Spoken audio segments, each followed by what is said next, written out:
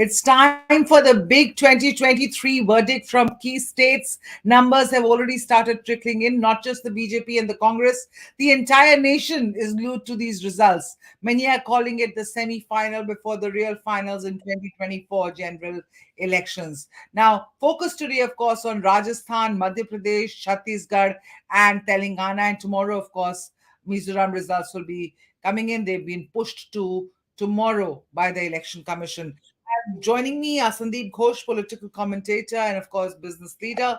Basha Sen, senior journalist. Sanjay Sharma will be joining us shortly. And K.S. Prasad, political analyst. He's joining us from Hyderabad to give us a sense of what's happening in that key state, which is going to polls. Is it going to be, can KCR make a comeback this time? But before that, let me just dive into the numbers quickly. What's happening so far in Rajasthan? 22 leads have come in so far. The postal ballots are here. 22 for the BJP, 21 for the INC, and others, of course, are one. And we are going by the EC numbers. We're going by numbers that we are absolutely sure about. So we might be a bit here and there, but largely we are staying true to what exactly is confirmed to us. Madhya Pradesh, BJP leading in 84 and the Congress at 57, in tune with what some of the exit polls really said, that at least the India Today exit poll, it said that, uh, you know, Madhya Pradesh is going to the BJP and Shivraj Singh Chauhan is actually looking like to make a comeback. In Chhattisgarh, which many exit polls, almost all of them had given to the Congress, you're seeing a similar trend there, but again, looking like going to be a tight race. Might Via and Telangana, of course, INC leading the way there. BRS, KCR looking at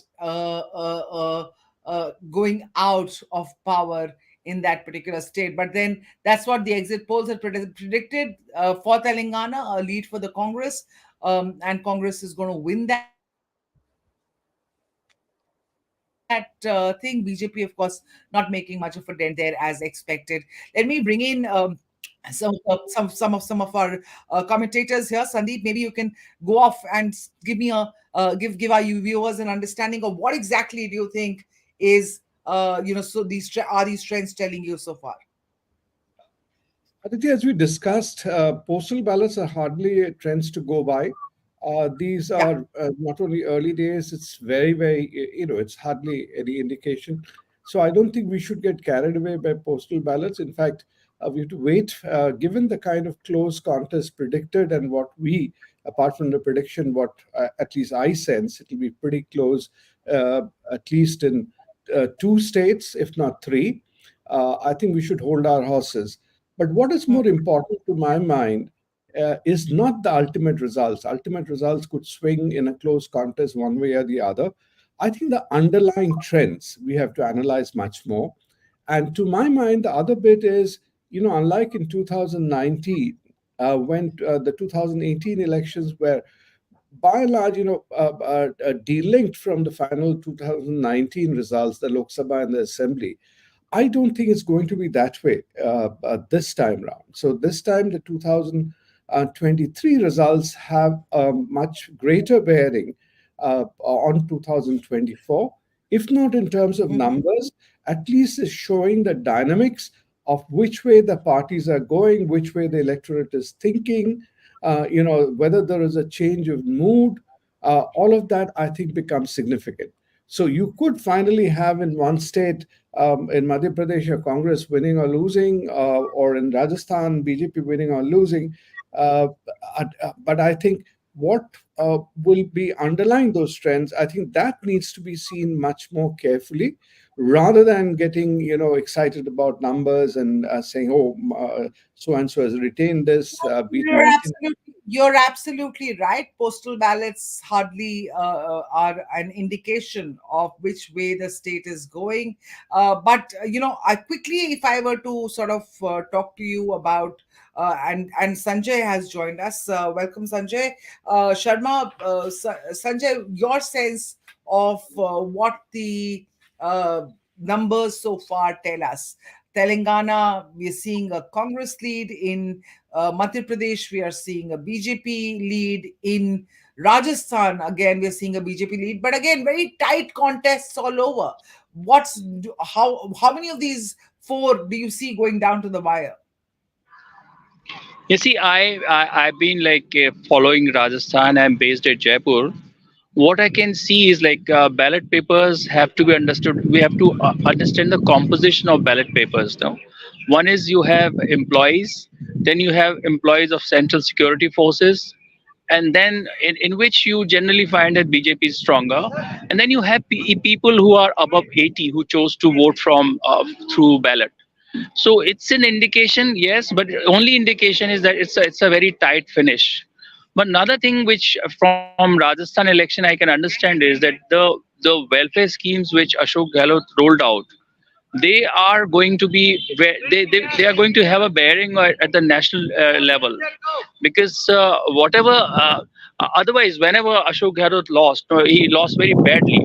This time he's in a very close contest, and even this close context and even Congress, if Congress loses, those welfare schemes will be the ones which will be discussed at the national level in 2024 parliamentary election.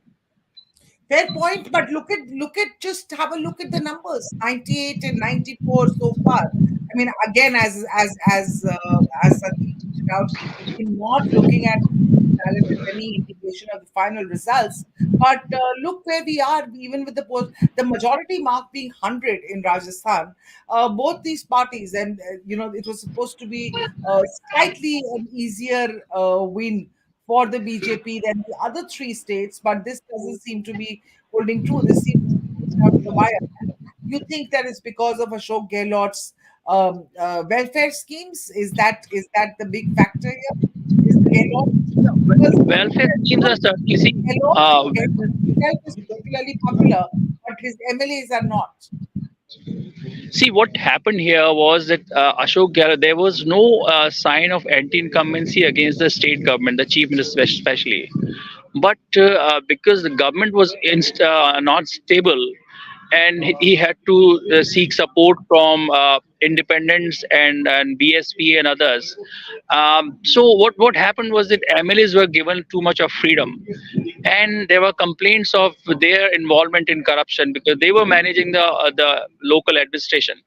That anti-incumbency against MLAs has pulled down the Congress, and only thing which can basically support Congress and prop up was these welfare schemes. So welfare schemes have played very major role, and two major things. One is that see, otherwise Rajasthan election is divided between caste and communities, but OPS was one old pension scheme which where it was universally basically helping, and then Chiranjeevi healthcare scheme, which is a universal healthcare scheme, in which like even people like me, who are an income tax pay, I can also have this scheme paying just 850 rupees. That is basically somehow helped the Congress. All right, let me bring in Badsha Sen at this point. Badsha, your sense of the way Rajasthan is going, and it's largely been so far the Chiranjeevi Health Scheme, very very popular. 50 lakh insurance cover and all of that. Do you think that Ashok Gehlot will be able to reverse the trend in Rajasthan of switching sides or switching governments every 5 years and win it back? Well, Aditi, the thing is, of course, this trend which you talked about has been going on since 1993, where you've had alternately Congress and BJP. Uh, on the one side, yes, you pointed out that there is this, there are all the welfare schemes, particularly the Chiranjeevi scheme, from the side on the side of weighing in on the side of Gehlot and the Congress. On the other side, there are other undercurrents which have come up from time to time, which is in the BJP, the leadership question, the sort of eclipsing in a certain sense of Vasundhara Raje Scindia. There was all sorts of talk behind the scenes that there's been factionalism, because what is basically happening in Rajasthan is what was tried out in Karnataka also by the central leadership of the BJP, which was to remove the relatively entrenched leadership and try and replace them with newer faces. Now, in the case of Rajasthan, that happens to be with Vasundhara Raje Scindia, and she's not really very prominent in this election as of now. So there was a lot of talk about how this would impact the BJP in the elections. Um, and on the other side, so it is, at one stage I understood that it was a Modi versus Gehlot in Rajasthan. At another stage, I got to understand that if it had been Vasundhara Raje versus Gehlot, then it would have been a shoe-in for the BJP.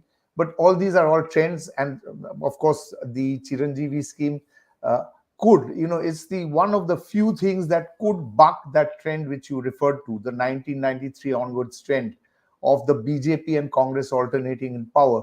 It's the only way that would happen is if people accepted the welfare schemes which the Ashok Gehlot government has put in place. If they didn't, obviously, then we are back to the 1993 swings. I understand also that there has been a very sharp division within Rajasthan. It is both on religious lines as also on caste lines, and it's a very strong movement going on there. So all of this is muddying the waters.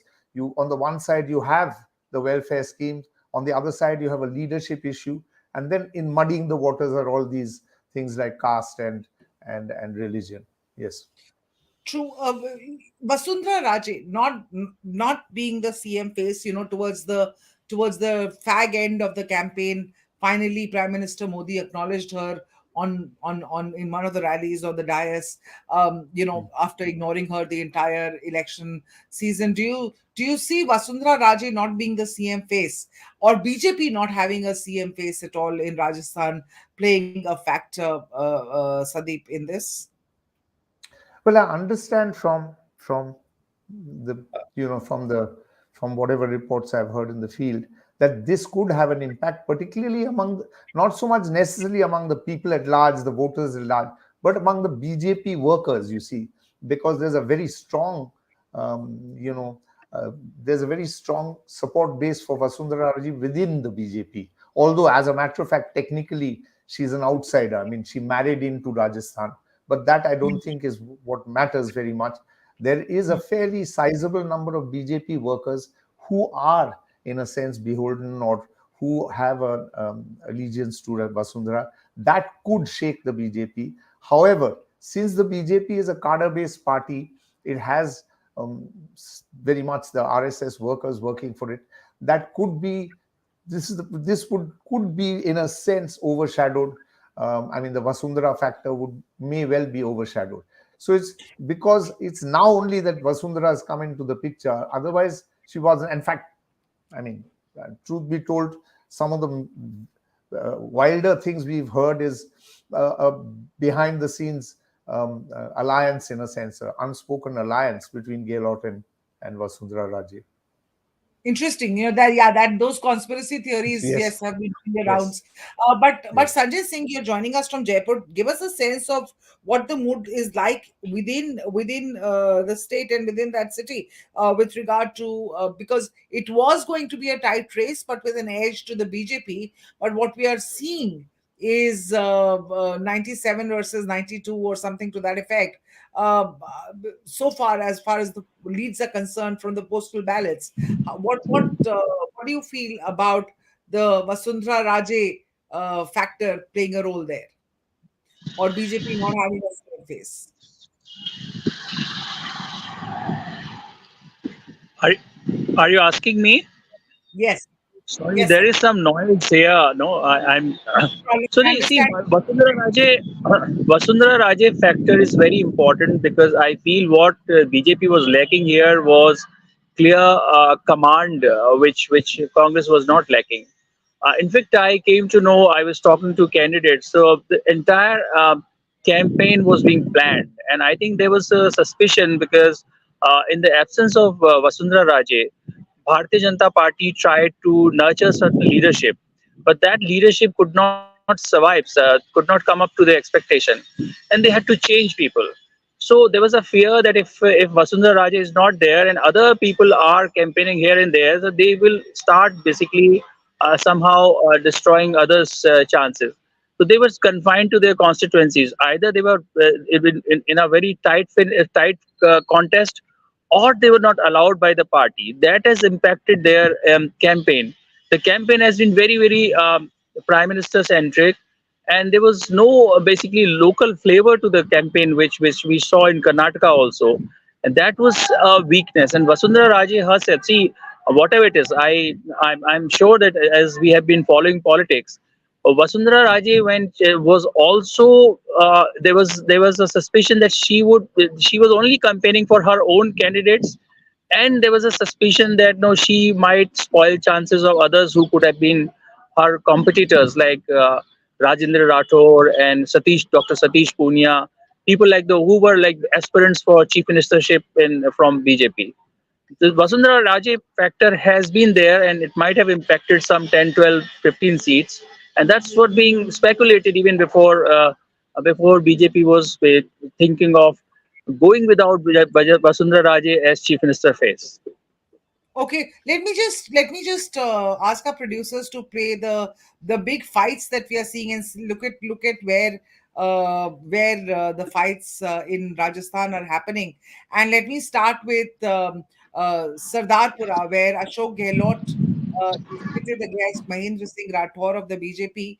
This is, of course, Gehlot's bastion. He has been winning from here for the last several things. This falls under the Jodhpur seat, and Gehlot represented the Jodhpur Lok Sabha seat 5 times between 1980 and 1998 before switching to state politics. Now, BJP has fielded Mahendra Singh Rathore from this seat to take on Gehlot, but Gehlot, as we hear right now, is leading from this seat.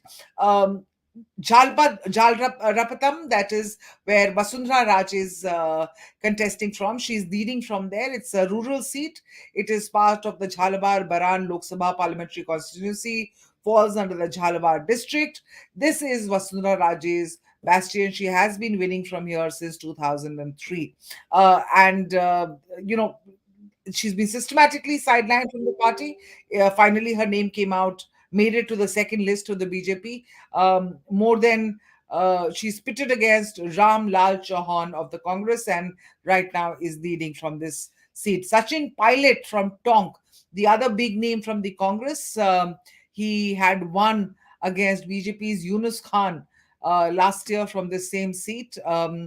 This is 100 kilometers from Rajasthan's capital, Jaipur. Tonk, we're talking about. Face off between Pilot and his BJP rival Ajit Singh Mehta, who won the seat in 2013 by a margin of almost 30,000 votes. In 2018, BJP nominated Yunus Khan, who was a loyalist of Vasundhara Raje, and Pilot defeated him. This time, some niggles are there for Pilot here. He barely visited the constituency. Is one of the things that the voters here are sort of not very happy about. Having said that, high chances that he's winning from here, because as of now he's leading from this seat again. And then, of course, there is Udaipur, Tarachand Jain. This is after the BJP moved. This was Gulab Chand Kataria's seat. Gulab Chand Kataria, stalwart BJP leader. He was moved as the governor of Assam. The party has fielded Tarachand Jain here. Again, Tarachand Jain is so far as we hear leading from the seat. So this is as far as Rajasthan key battles that we have on our. There's also, of course, Lashmangarh, Govind Singh Dotasra for the Congress versus Subhash Mehria of the BJP. That's happening there. Real time numbers are coming in. I don't have the numbers for this particular seat as yet, but yeah, that's where we are in terms of key battles. Pilot, Gehlot, Vasundhara Raje leading, and right now 98 versus 94 seats. And that's a very, women voters this time, law and order being such a big issue that the opposition BJP made out in Rajasthan. They promised a host of things in their manifesto, including Romeo squads, etc., etc. And so women voters this time, they've also voted very highly. Do you think that's going to make a difference this time here, Sandeep Ghosh, if you can come in here? The women voters, the power of the See, women voters. Rajasthan, First time, women voters crossed the number of uh, male voters in some of the seats. Rajasthan, yeah, Rajasthan state, Rajasthan MP, I'm reasonably familiar with and have been watching it pretty closely for these elections. I think Rajasthan, the difference is Gehlot is not unpopular among women. And a lot of his schemes, which he has done, have also worked essentially on women. The Rajasthan, the issues are, I think, different, which the previous panelists all alluded to. Uh, BJP tried initially an encore of Karnataka, in a way, not tried. You can think that it's an encore. Only difference being Vasundhara sidelining in the beginning was, apart from their attempt to do it last time, this time is this whole what Badsha mentioned. Gehlot has been open to say that the revolt in his party by Sachin Pilot could be neutralized only with the help of Vasundhara.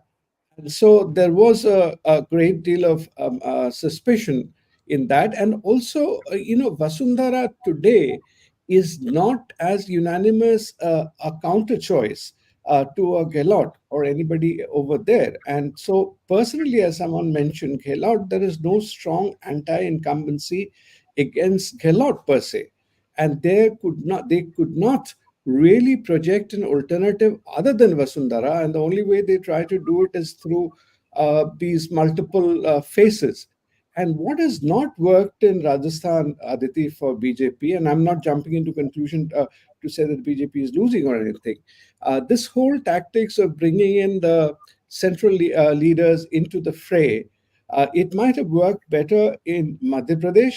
Here, there was a tremendous pushback, and also the tickets which were denied to incumbent MLAs. Like, I can give you a very specific example, Chittor, where you had Akia, the sitting MLA. He was denied ticket, and they brought it Narpat Singh Rajvi from Jaipur to accommodate, Diya Kumari over there, and it was mayhem. And Akia really took on this person with bringing on 70,000 people on the streets, carrying his, cottage and this sort of a thing. But in the process, the old Congress candidate, Mr. Jarawat, he came into the fray, who was not contesting. And you could well see him coming through over there. And this is happening in multiple places. So BJP has not also been able to contain the inner party, factionalism, which was already there in Rajasthan. Now, the problem with they were probably banking with the rift between Pilot and Gehlot in Congress, but I think their Gehlot comes up far stronger than Pilot. The ability of Pilot or Pilot's supporters to, damage Congress's prospects are less. So that's how it's become more of an even keel fight.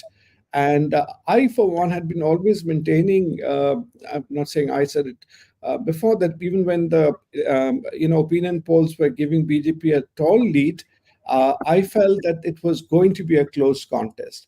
And last comment, yeah, you had asked earlier, someone, about what is going to be Basundhara, assuming BJP wins, what was going to be Basundhara's place. My feeling is, if BJP wins with a large margin, they will replace Vasundhara. But if it's a close call, they'll have no option but to get back Vasundhara once more as the chief minister, because she has the clout to take away MLAs, and that's precisely the reason why she could not be replaced earlier. Sanjay may or may not That's that's agree with me. that's a very interesting That's a very interesting thought that if BJP wins by a huge number, what I'm hearing, and the numbers here are still to be updated on this thing, that BJP is clearly got it's almost leading in 101 seats in Rajasthan versus Congress of 83 seats, which is so BJP is leaving the Congress behind. It was going neck to neck for quite some time, but now clearly the numbers are sort of going in uh, favor of the BJP as far as Rajasthan are concerned. And if Vasundhara Raje, if the BJP wins big in Rajasthan, which some exit polls have predicted, might come true, might not come true. It's still early leads yet. But if the BJP wins big, they might replace Vasundhara Raje with somebody else. But if it's a close fight, they will need someone with Vasundhara Raje's experience to manage the state. The key word here being experience. They could go with someone younger in case they win big. But that's the sense. Sanjay, what's your sense? Is this the right? Is this the approach that BJP might have? Sanjay? Yeah,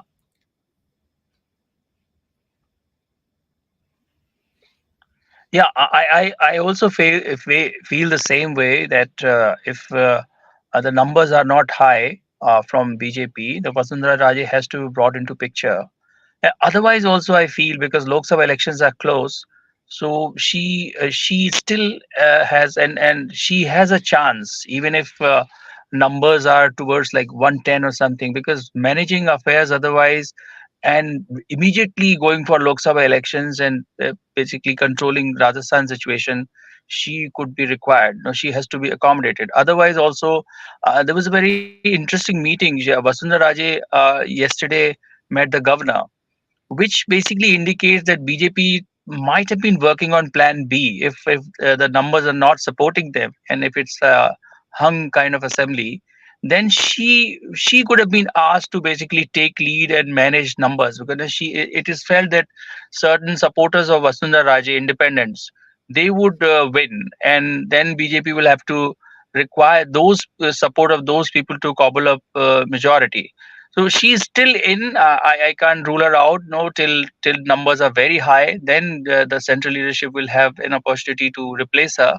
But she cannot be avoided because in ticket distribution, also the largest number of tickets which any group could have cornered, it was Vasundhara Raje group. And information is that no, most of them are winning. So she will have numbers to support her claim. She will have numbers to support her claim, and especially from her belt, where her region. Talk to us about what the sentiment in her region is.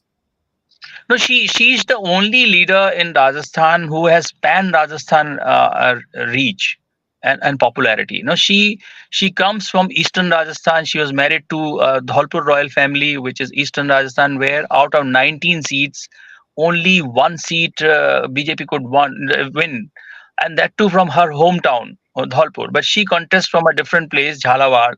And another thing is that Rajasthan is a very interestingly is it's a social composition of Rajasthan is very interesting. You have majority of Jats, you have Rajputs, and you have Gujars and Meenas. These are dominant castes. Now if one of them becomes claimant, then other castes are little suspicious of them. No, these are martial castes. So she becomes a perfect formula because she was married in a Jat family. She's a Maratha who could be understood as Rajputs, and her son's wife is Gujar. So all those communities basically felt she's from them, and that's what basically made her a very special kind of leader. If any caste leader emerges in Rajasthan, that leader faces a problem. As against Ashok Gehlot, you had strong Jat leaders. They could not basically. They were known to be caste leaders instead of pan Rajasthan leaders. So Ashok Gehlot basically survived. And in case of Sachin Pilot also, which something which went against him was that he was identified to be a caste leader. He was sort of branded, and that's basically weakened his case. So my understanding is that Vasundhara Raje is a very unique combination. BJP will require her. Right, you talked about Sachin Pilot, but let's just face the question. Sachin Pilot, Ashok Gehlot, the the rivalry between these two. Most of the 5 years of last 5 years was spent in this rivalry between these two leaders and this infighting within the Congress. How do you think that has impacted? What's the is that an impact? Does it have an impact on the voters, or are Mr. Gehlot's welfare policies enough, and they are sustaining the whatever momentum the Congress still has in the state? No, that's basically Sachin Pilot's supporters could not be till last minute like Gujars. They could not be prevailed upon by the Congress. No, a part of it has been because of I think people, officers in OPS. No, they tried to convince them that if they don't support the Gujar, don't support Congress, then they won't ever have an opportunity to any Gujar to become chief minister. So maybe some, but largely the major issues which Congress basically tried to project, like ERCP, Eastern Rajasthan Canal Project, which cuts across 13 districts, and it's one of the biggest water schemes for Rajasthan. This scheme itself was not basically the issue of the scheme. Which basically was proposed by Vasundhara Raje could not basically get much of support on the ground because Gujars were not supporting. The Gujars happen to be very strong in eastern Rajasthan, mostly concentrated here. They can impact some 30 odd constituencies. So I would say, sure, that Sachin, the rift between them and might have cost Congress certain seats, maybe 5-10 seats. All right, let's just move across to Telangana. An interesting story emerging there. BRS 36, Congress 64. I mean, that's like what exit polls have predicted. Congress is 61 right now. As per our data, leads BRS 35. Congress really taking this away as far as Telangana is concerned. KS Prasad, you're in Hyderabad. Give us a sense of because I know that many in the BRS, including KCR, has said 75 seats will be ours. We're not going to lose this to the Congress, even after exit polls predicted. So they were keeping up a brave face, but the initial leads are telling an entirely different story. Your sense? Good morning, ma'am, and good morning to the panelists, and good morning to the viewers. Ma'am, here in Hyderabad, the BRS party has taken a stand, but not giving seats to 50 plus people. But by considering 50 people and giving this constituency wise, that is impacting the election actually. The BRS is quite aware that they are going to lose the battle even after they have been given consideration. That was the reason all of a sudden Congress has emerged with a huge ramp with social media and in the media channels. With this, they are going to win around 40 plus seats as far as Congress is concerned. There they are assuming that they are going to form the government. The postal ballots, almost 50+% has given vital chances to Congress party as far as postal ballots are concerned, where from last 2-3 days itself, people are quite aware as far as BRS and Telangana people that postal ballots are properly managed by Congress. But in the phases wise, the Sankshema schemes what been given by TRS, the most of the people like 1 crore 87 lakhs people have been taken all sort of freebies, what do you name it as, the Sankshemas from the last 9.5 years. That will definitely affect the later phases of election, and it will definitely give a chance to BRS rather than Congress. Okay. If Congress wins this, Revant Reddy, in fact, the celebrations are already happening in Congress headquarters since the exit polls, and of course, since this morning. There was a poster that was put out outside the Congress office. Already talking about swearing in and CM Revant Reddy and all of that. How is this? How is this? This optimism of the Congress? Of course, it's not right now. It doesn't now. It doesn't seem like a pre outcome that they decided upon themselves. It seems to be coming true. What do you? How do you see Revant Reddy? Do you see him as the next CM of Telangana? Uh, Right now, the wave of Congress, what they have been talking about it, we are just in the initial stages. Coming into this, the Revant Reddy, as soon as he's taken the power as the PCC chief and working president, instead of winning the seats, they are losing the what you call bare minimum deposits. This is what the success story of Revanth Reddy till today. And all of a sudden, with the mouth publicity and this thing, he is himself assuming that he's going to be the chief minister. But okay, it's okay. But till some time, whatever the waves are been, and later phase of elections in the history of total Telangana, as soon as it is being formed with Andhra Pradesh, 52 seats they have never won in their lifetime, as far as Yeah. Congress is concerned. And all of a sudden, they are assuming that 70 plus seats and all, how and where from it will come. And the losing situations for BRS as far as 45 plus to 50 seats, they have been decided for not for, there is no chance for BRS.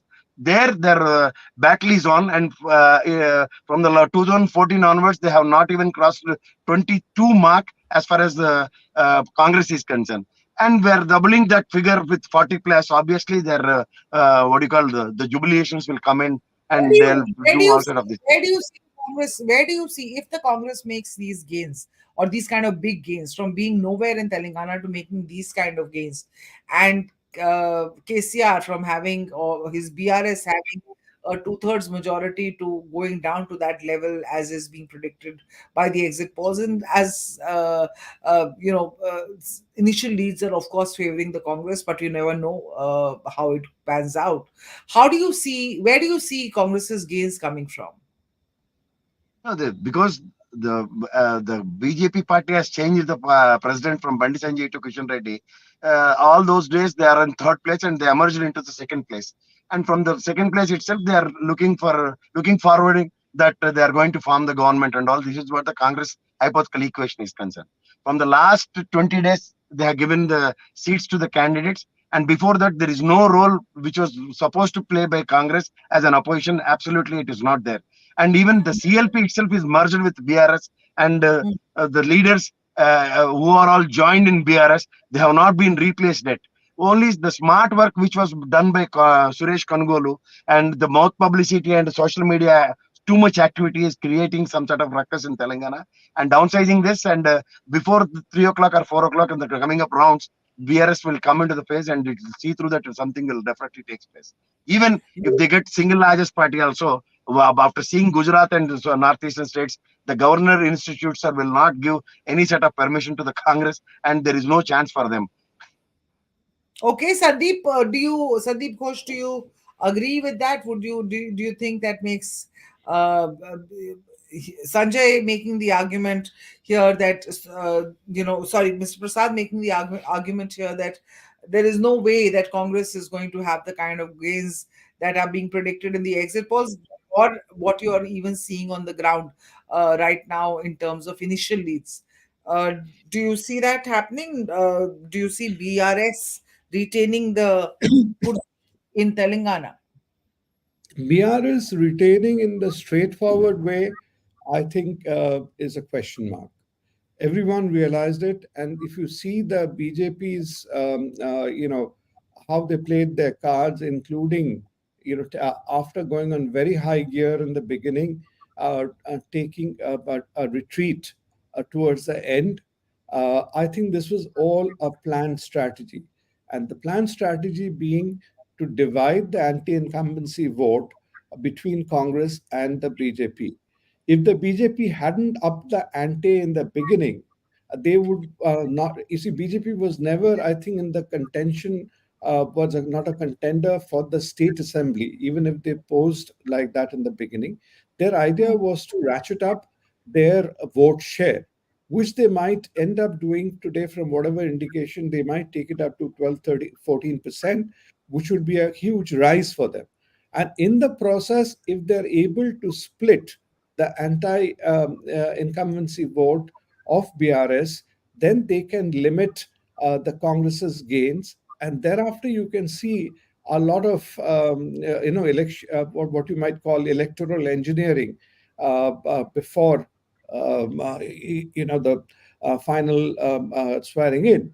But if there is a very clear win, like some people have predicted, or also your screen is showing at the moment, I think then those sort of possibilities will be limited. But BJP's, I think, longer term plan is they would like in tacit support of BRS in the Lok Sabha elections, without which they will not get the numbers in Telangana. But interesting point is, Congress had been totally discredited in Telangana after the division of the state, and they seem to have quickly regained ground post Karnataka. And there is some lesson in that both for Congress as well as the opposition. BJP also deployed its full force in the state, but not being able to make much of a dent there as expected. Never had the cadres there, never had the base there.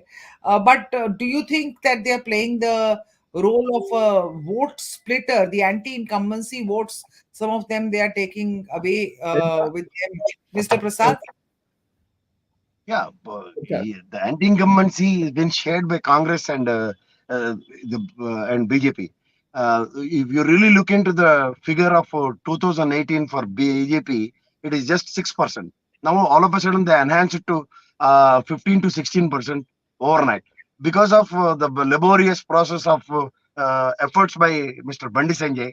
Today, in the entire Telangana state, they have themselves raised it to 16%, which was which was grabbed from Congress actually.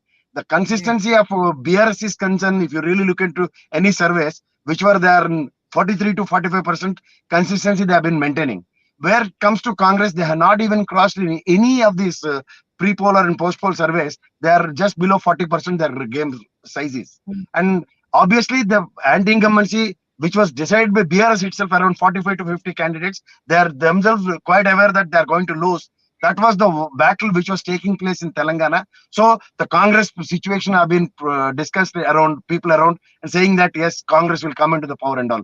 I am very clear that they are definitely give a huge battle for 50 seats and their play will be below 50 seats. That's it.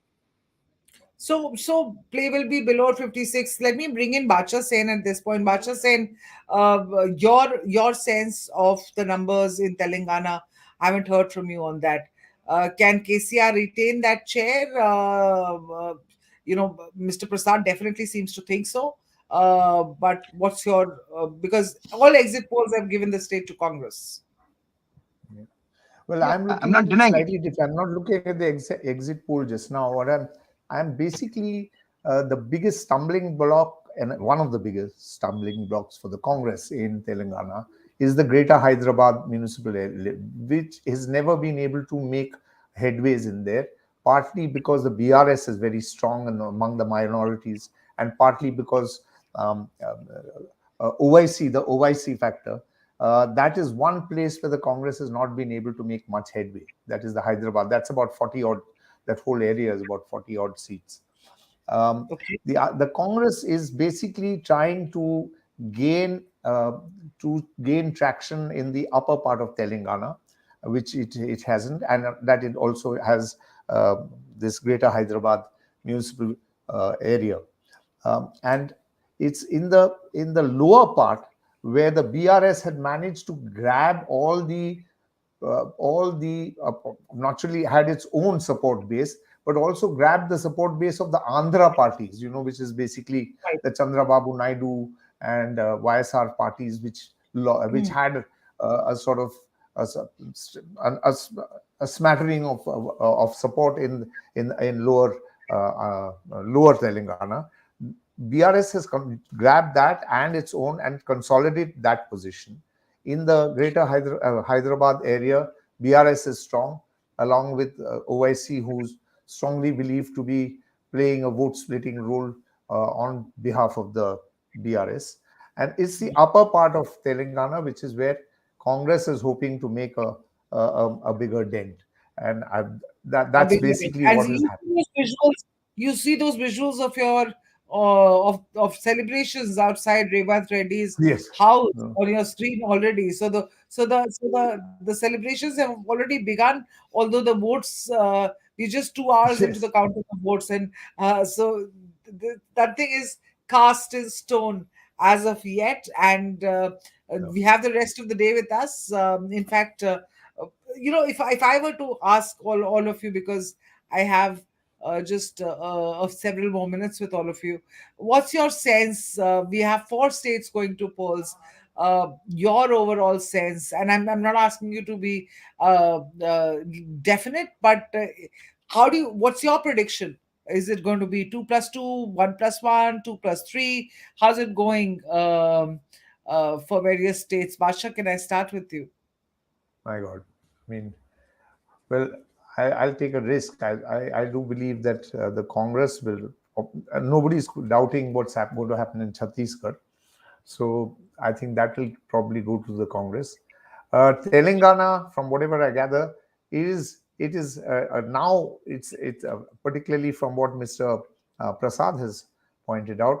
It's much closer than we have seen.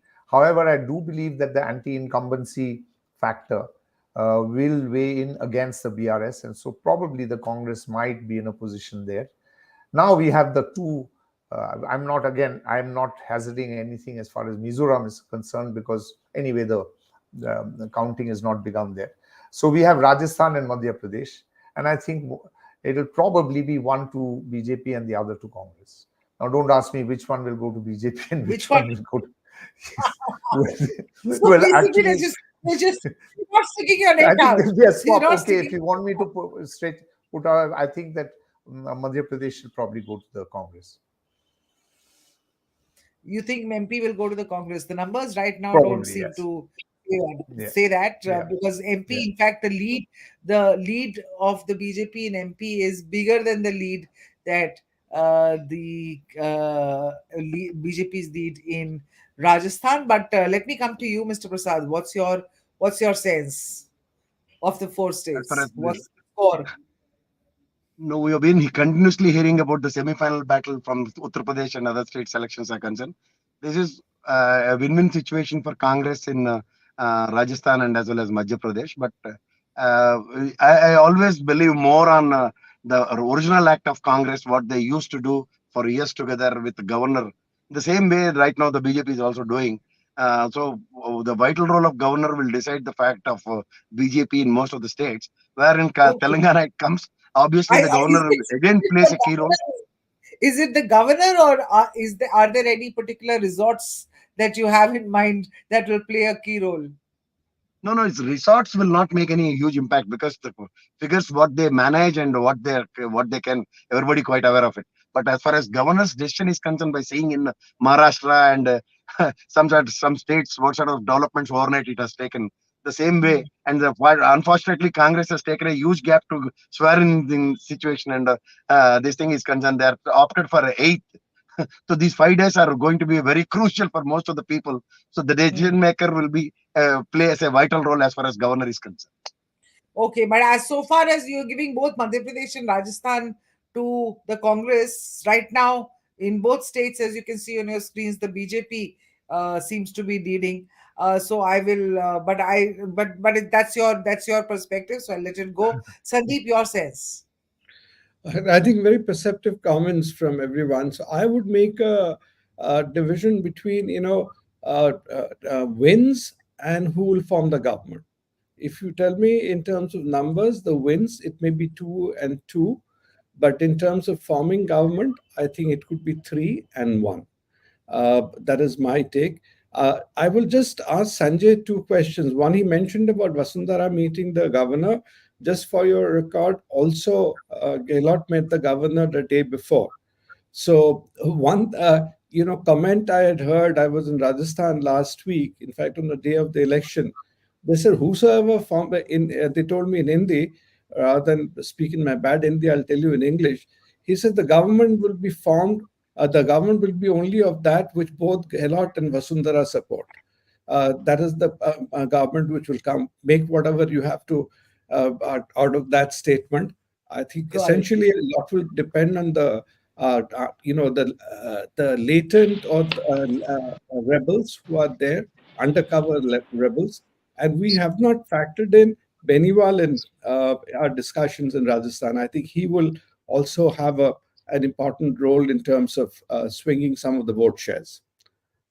So coming back, it's two and two as for numbers, but in terms of forming government, it may be three and one.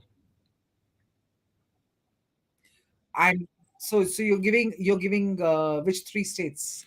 To BJP, I'm giving if BJP wins Madhya Pradesh, I'm giving both Rajasthan and Chhattisgarh to BJP. So Rajasthan, Chhattisgarh, and Madhya Pradesh to BJP, Forming and government. Forming government. yes, wow. Okay, that's a big one. Rajasthan, Madhya Pradesh, they are in the lead. Chhattisgarh, they are of course not in the lead as of this very moment. But yeah, going forward, let's see how this plays out. It's a very tight race in Chhattisgarh. In fact, we were all saying that it's going to go down to the wire in Madhya Pradesh and in Rajasthan. Instead, it seems like it's going to go down to the wire in Chhattisgarh of all places, where which was a clear lead to the Congress. Sanjay, what's your sense? 2 plus 2? It's like very difficult to say, but I would like to make some comment. I was asked about this Gehlot thing. Yes, Gehlot had met the governor, obviously thinking that he might fall short of certain people, and he might be indicating that if Communist Party is likely, Marxist Communist Party likely to win couple of seats, RLP, and so these people, I've talked to them. I feel I'll get their support, so I would want you to give me a fair chance. This is what I can assume. That's why he met. But immediately after Vasundhara Raje met, so I feel that the central leadership of BJP asked her to go and take charge. This is my feeling. Otherwise, independently taking a position for Vasundhara Raje might have been a little risky, but she's a very independent leader. She might have gone and explored on her own also. So that's what indicates where Rajasthan is heading. Okay, that's what indicates where Rajasthan is heading. But thank you so much, Sanjay, and thank you everyone for your inputs.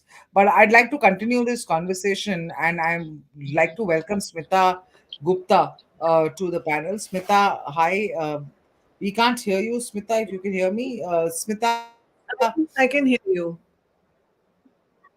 All right. So, Smita, you've just joined us, and we'd like to get your sense of the numbers that have come in so far. Madhya Pradesh, Rajasthan, the leads so far being given to the BJP, the Congress trading in both these states in terms of leads. In Chhattisgarh, of course, it's a very tight race, unlike what we were given to be believed by the exit polls. It's looking like a tight race right now. And in Telangana, Congress taking it away clearly. Your sense of what the numbers so far, the leads so far are telling you. For the Congress party, certainly the news from Telangana is very good because it's possibly if the numbers continue in the same way, it will be the first time perhaps that the Congress party has defeated a regional party that came into existence after it. And if you just go back 10 years, you will recall that the United Andhra Pradesh was considered a Congress bastion, from which the Congress was wiped out after the division of the state. So it's a very, very welcome sign for the Congress. The Congress has always had a better standing in the southern part of the country. And, along with Karnataka, if it gets Telangana back, I suppose it will get to work in Andhra Pradesh next. The results in Rajasthan and in Madhya Pradesh are very, very disappointing for the Congress party. The Congress party should have won at least one of these two states. And the results in Chhattisgarh, though, I find different channels are giving different figures for Chhattisgarh. Some are still showing the Congress with a lead, but if we are to go by the numbers on your screen, it is extremely disappointing that in the Hindi heartland states, out of Chhattisgarh, Rajasthan, and Madhya Pradesh, the Congress had hoped to win two. So the fact that it is, very much behind in Madhya Pradesh and Rajasthan, and sort of neck and neck in Chhattisgarh is a very worrying sign.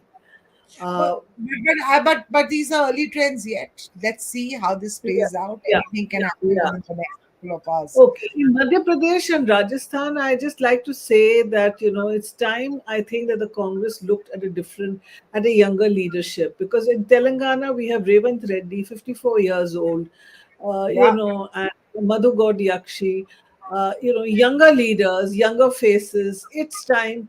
Mr. Kamal Nath has had a very good record. Mr. Ashok Gehlot has had an excellent record. But, it's time for the next generation. And that is something that Rahul Gandhi and Mr. Kharge really need to take a look at. Right, very very exciting numbers. मतलब मुझे तो लग ही नहीं रहा था कि we will have uh, uh, everything seems to be going down to the wire. Manu Sharma is joining us. Manu, you're a psephologist. You're with Sea Water. Your exit polls and what you're seeing on screen playing out, and not just on my screen. I'm sure you're monitoring a dozen channels right now. What's the sense you're getting?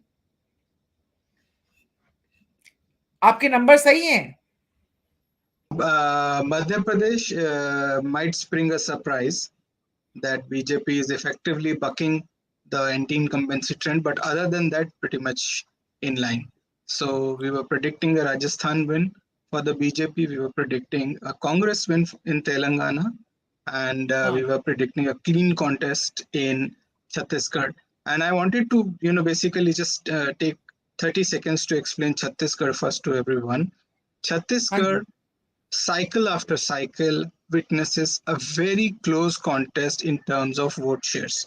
It is one of the few states in India whereby you see very close vote shares, after every election. So what happens is that the marginal seats, they tend to flip over at the last minute, towards the winning side. So for Chhattisgarh, you will see a lot of seesaw battles, and the results may actually be final, let's say, by sometime in the afternoon. But for the others, you might see a beginning of crystallization of results pretty soon. Okay, Chhattisgarh, you're saying is going to go down to the wire, and we are going to probably have a super over late in the evening, so to speak. But why is your sense about most exit polls had given Chhattisgarh to the Congress? Why do you think it's going down to the Yes. wire? What went wrong? What's up? No, even if Congress ends up winning, the thing is that the vote share lead was a very razor thin one, and that is historically the case that Chhattisgarh is often won with razor thin margins. And in this case, the vote share that was coming out in the exit polls was in the favor of Congress, but a razor thin one. And it seems like, when it goes down to the wire, I mean, we will see after a lot of seesaw battles, then perhaps it might eventually go to the Congress. But then again, health warning. This was the closest state amongst all of them. Then went to the polls, but with a Congress edge.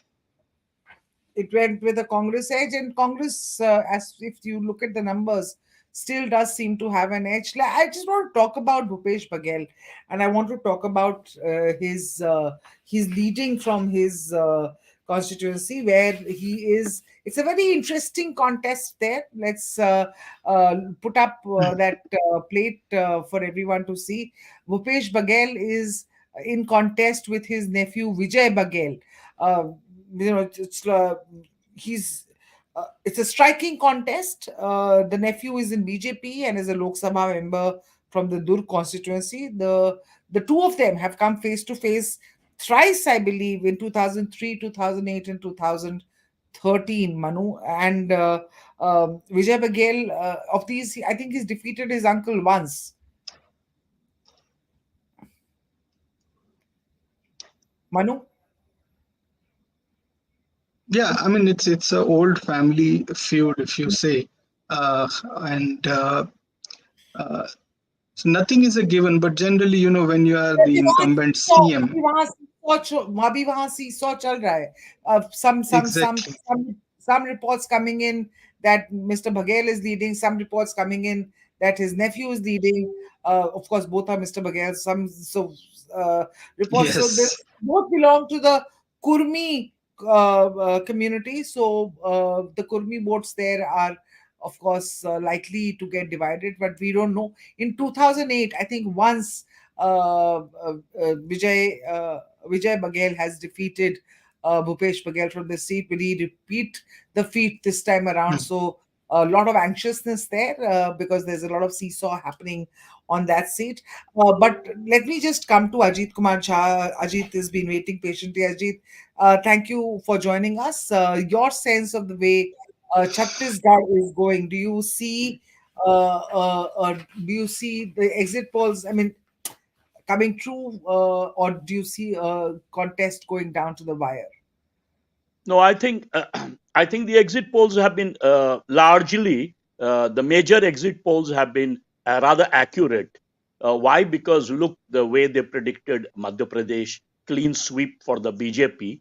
The early trends, at least, obviously these trends are very early, but I think the three of the large pollsters, especially Pradeep Gupta of Axis India Today, he took a big risk, and I think the prediction has come largely true. Chhattisgarh again, most of them, the exit polls and the pre-poll surveys always predicted in Chhattisgarh a very close contest. And Manu rightly pointed out, historically, Chhattisgarh has been, a very tight state even before it was carved out from Madhya Pradesh. In fact, I'm talking about before 2000. Chhattisgarh was very difficult to predict all the time because the margin of victories would be very, very small. In fact, those days, even in Lok Sabha, that used to happen, I remember. So Manu is very right. Chhattisgarh is one of those which, for pollsters, it's a real challenge. But so it's a little difficult right now. They are almost neck to neck in Chhattisgarh, as I see. Although right now I see INC 54 and BJP 34. But as I said, this is early trend. This is bound to change. Rajasthan faces anti-incumbency as it happened in the last 30 years. So it's not a surprise. In fact, when I saw some pollsters saying he might just, in a close contest, Ashok Gehlot might just win, I was a bit surprised because I had traveled to Rajasthan, and the feeling I had got was that there were a lot of mistakes committed by the Gehlot government. The biggest mistake was that there was a fierce anti-incumbency, and he did not change majority of sitting MLAs. And in fact, he did not change any of the sitting MLAs. And the reason was very simple: survival. Why? Because when he was made, when he was being asked by the central command of the Congress to become the Congress president, uh, he refused. And the way he got out of that, the problem was that he asked his MLAs to vote for him, and they did. So the loyalty was so important that he could not change his sitting MLAs, and that caused fierce anti-incumbency. Of course, all of us know that the big between him and Pilot, Sachin Pilot, it was out in the open. So obviously, at least in eastern Rajasthan, I would assume that the Pilot's voters would not vote in as enthusiastically as in 2018. So I think that must have hurt him a great deal. So, so I think even though these are early trends, I have a feeling these won't change a lot. Of course, Manu can correct me because he's the real pollster. But I don't think they will change a lot. What I think is perhaps the most interesting story of this election is the Congress comeback in Telangana. And I'll just take a minute to explain. If you look at the 2018 results, the BRS had 88 seats and 47% votes. Remember, 88 seats out of 119. And the Congress had a mere 19 seats with 28% vote, which is almost like a 19% advantage the BRS had over the Congress. Now, if you look at the trends today, for any party to beat a 20%, 19%, whatever gap, is an extraordinary story of comeback. So I think the great story in this case is obviously Telangana. Congress has transformed the entire election this time. And but Congress's failure in the Hindi heartland is a serious challenge. It's a serious challenge for Lok Sabha elections 2024. It seems Congress is really missing in the Hindi heartland. The UP and Bihar were always missing, and now in these two major states of Rajasthan and Madhya Pradesh, that bodes ill for India alliance in 2024 elections.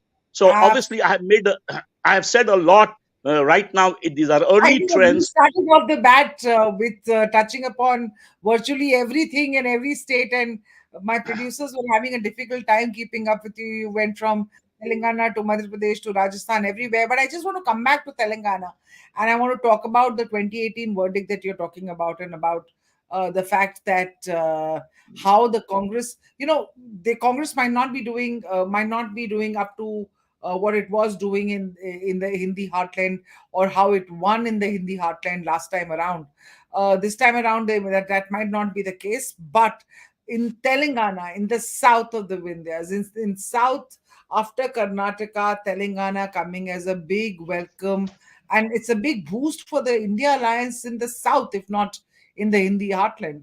The Congress having that uh, lead over there, you can see. But look at the 2018 numbers, where they were next to nothing in terms of vote seat share and vote share. Just 19 seats for the Congress in 2018 versus 88 of TRS. So TRS from two-thirds majority, it's sort of going or predicted to slide down considerably. But how are they going to, this kind of a seesaw, is that the amount of anti-incumbency that exists against KCR? Because KCR being KCR, the guy who's associated himself or positioned himself as the person who got them that separate state of Telangana.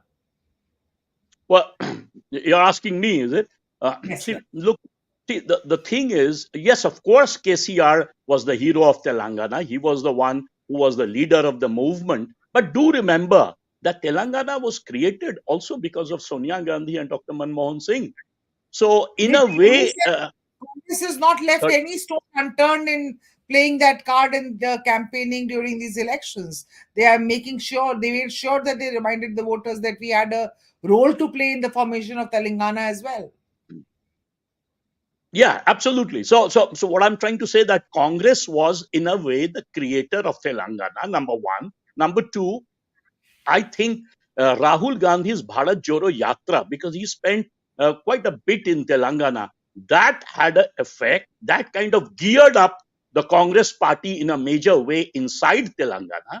And I think Revant Reddy and the entire sort of, Telangana Congress did an extraordinary job. Of course, I think also what was happening was 10 years of KCR rule, fierce anti-incumbency, number one. Number two, lot of corruption allegations. In fact, everyone, Priyanka Gandhi from one side and the Prime Minister from the other side during the campaign, pointed out that he was a farmhouse chief minister, KCR, and that stuck because his farmhouse is really opulent. I mean, he looks like his farmhouse. I've been there. In fact, it looks like he's a Maharaja, of or a Saudi Arabian monarch or something. That is also the lifestyle of KCR. So that, I think, and the corruption allegations, the ED charges, kind of stuck in the mind of the voters. And and KCR, the other problem with KCR, he's very charismatic. He did some work in agriculture, but one of the problems with KCR is that he's inaccessible. For days he doesn't come out of the CM's chamber. In fact, I visited Hyderabad, I have met him, and even if you try to persuade him to go out, he stays aloof. That, I think, hurts you enormously. It was his son who was basically running the campaign in a major way. So I think that aloofness, that away from the voters, and then also I thought he got too ambitious. He was wanting to become the Prime Minister of India, so he changed the name of the party and he started campaigning at one time along with Nitish Kumar to start the India Alliance. Then he jumped out of it. All that, I think the voters thought that he was no more interested in running the state. And as I said, if you have 10 years of anti-incumbency, it's rare. Only a Sivraj Singh Chauhan type guy can buck that. So it's a very tough fight, and the Congress did an extraordinary job. It's an extraordinary story of Congress Yeah, comeback.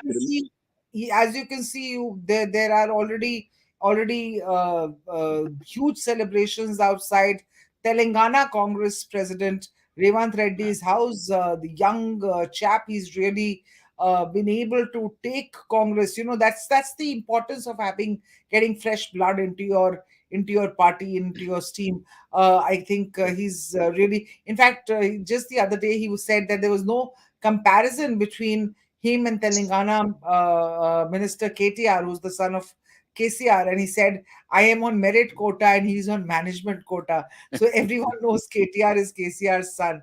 So we have nothing to do with KTR. He said, our political fight is with KCR, and he seems to be winning that political fight. But interesting that you brought up the issue of Madhya Pradesh, about Shivraj Singh Chauhan.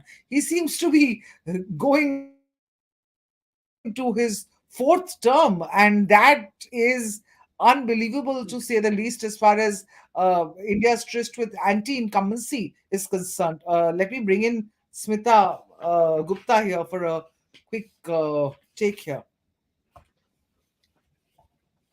I get to Madhya Pradesh. Sorry, Smita, I'm not able to get your voice clearly.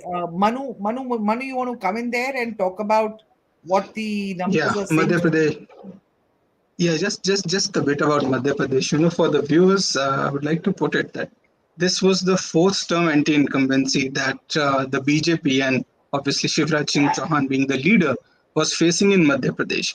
In terms of political history of the BJP, if Gujarat is the Mount Everest, then Madhya Pradesh has been the Mount K2, Godwin Austen, the second highest. And Okay. these elections actually partly reflect the same. The depths of the organizational machinery, plus the depths of, let's say, in cricketing terms, the bench strength of leadership is just amazing. So Congress did have a very effective leader called Kamal, Nath, fighting the battle. But I think beyond that, there wasn't perhaps much to the team. And I guess that's reflecting in Madhya Pradesh. Okay, not having a team. So it's the Kamal which is rising instead of Kamal Nath. Do you believe that if they had changed, again, it's about Telangana. Look at Telangana. Fresh blood, Revant Reddy, young, strapping chap, maybe a change in guard here in Madhya Pradesh. They missed out on that bus when the entire,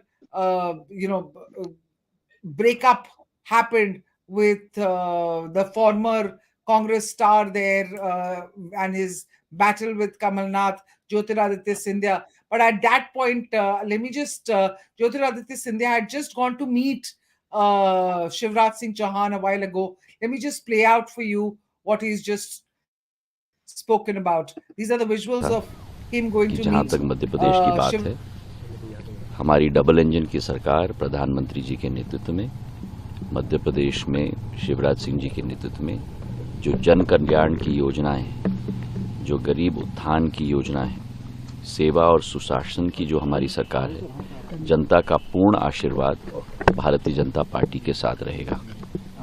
कल कई कहानियां मैंने सुनी कि लड्डू कोई एकत्रित कर रहे थे, कोई शाबाशी की बैनर्स पोस्टर्स लगवा रहे थे, और मैंने सदैव कहा था कि नतीजे का इंतज़ार करो। तो मुझे पूर्ण विश्वास है कि जनता का आशीर्वाद भारतीय जनता पार्टी के साथ रहेगा, और समूचे मध्य प्रदेश की जनता को मैं नमन करता हूं। और अभी रुझान आ रहे हैं, अंतिम नतीजे तक हम लोग इंतज़ार करें, पर मुझे पूरा विश्वास है कि भारतीय जनता पार्टी की सरकार बहुमत नहीं लेकिन पूर्ण बहुमत के साथ बनेगी। ओल्ड पेंशन भी नहीं चला सर, लाडली बहना का कमाल करेंगे कैसे? अब मैंने आपको सदैव कहा मैं ज्योतिष नहीं हूँ, तो मैंने कहा है बहुमत नहीं, संपूर्ण बहुमत के साथ सरकार। क्या कारण मानते हैं जनता का इतना समर्थन मिला है, क्या वजह है? मैंने यही कहा कि हमारी डबल इंजन की सरकार, प्रधानमंत्री जी का नेतृत्व, प्रदेश में हमारी जन कल्याणकारी योजनाएं, इन सभी के आधार पर हमारा जनता के साथ एक व्यक्तिगत और हृदय का संबंध, सुशासन की सरकार, यही कारण है, मुझे पूर्ण विश्वास है कि पूर्ण दिग्विजय सिंह 2 दिन से आपको अटैक कर रहे हैं। कल भी उन्होंने कहा कि उनके हमारे पास सिंधिया जैसे नहीं है, हमारी कांग्रेस नहीं उनके टूटेगी, हाँ, हॉर्स ट्रेडिंग नहीं होगी, उनके आपको उनके गद्दार कह रहे हैं। उनके उनके हर एक बद्दुआ का मैं स्वागत करता हूं और दिग्विजय सिंह जी को मैं अपने तरफ से, अपने दिल की गहराइयों से मैं उनको शुभकामनाएं भी देता हूं। ठीक है, thank you sir. Okay, that was Jyotiraditya Scindia, as you saw, very very upbeat. Of course, why not? His party seems to be the party that he moved to with a lot of conviction, with a lot of gumption in 2018. Of course, now showing a very good showing. In fact, Shivraj Chauhan has been CM continuously from 2005 to 2018, and then he returned to power in March 2020 after Jyotiraditya Scindia exited and exited the Congress, went into a rebellion mode, brought down the Kamal Nath government, and then ever since he became, for that 15-month period, he was not, but this is going to be his fourth consecutive run as the chief minister if Congress wins again. Do you think the Sachin pilot Ashok Gehlot thing, the power, the desire to become CM, that is not played out as far as these two are concerned, or have I missed out something? Smita, you want to come in there? No, Jyotiraditya is having shifted from the Congress to the BJP. He's smart enough to know that he can't show his cards immediately. But that is his ambition, to be the Chief Minister of Madhya Pradesh. Secondly, I'd like to say that if, as we can see, the BJP has taken the lead in Madhya Pradesh, and even though Shivraj Singh Chauhan was not announced as the chief ministerial face by the BJP, it looks almost certain that he will be the next chief minister. But will he remain the chief minister beyond the 2024 general elections? That is the question that many people in BJP are asking. That perhaps because the BJP leadership at the center, does want to make that kind of Generational transition, switch. generational switch. It may well, after the 2024 elections, if the BJP returns to power at the center, they could well shift Shivraj Singh Chauhan to a central, cabinet minister's position, and give that perhaps to Jyotiraditya Scindia, perhaps to somebody else. But there could be a change of guard in after the 2024 elections, because I don't think that they will keep Shivraj Singh Chauhan on for more than a year, because there is something neither Mr. Modi nor Mr. Shah like state satraps. They don't like strong leaders in the state. We saw Not that in too in bad, but Rajasthan. too bad for them because the Janta likes strong leaders. So Janta they like yeah. no, So they Janta think they're and they strong want enough. strong leaders.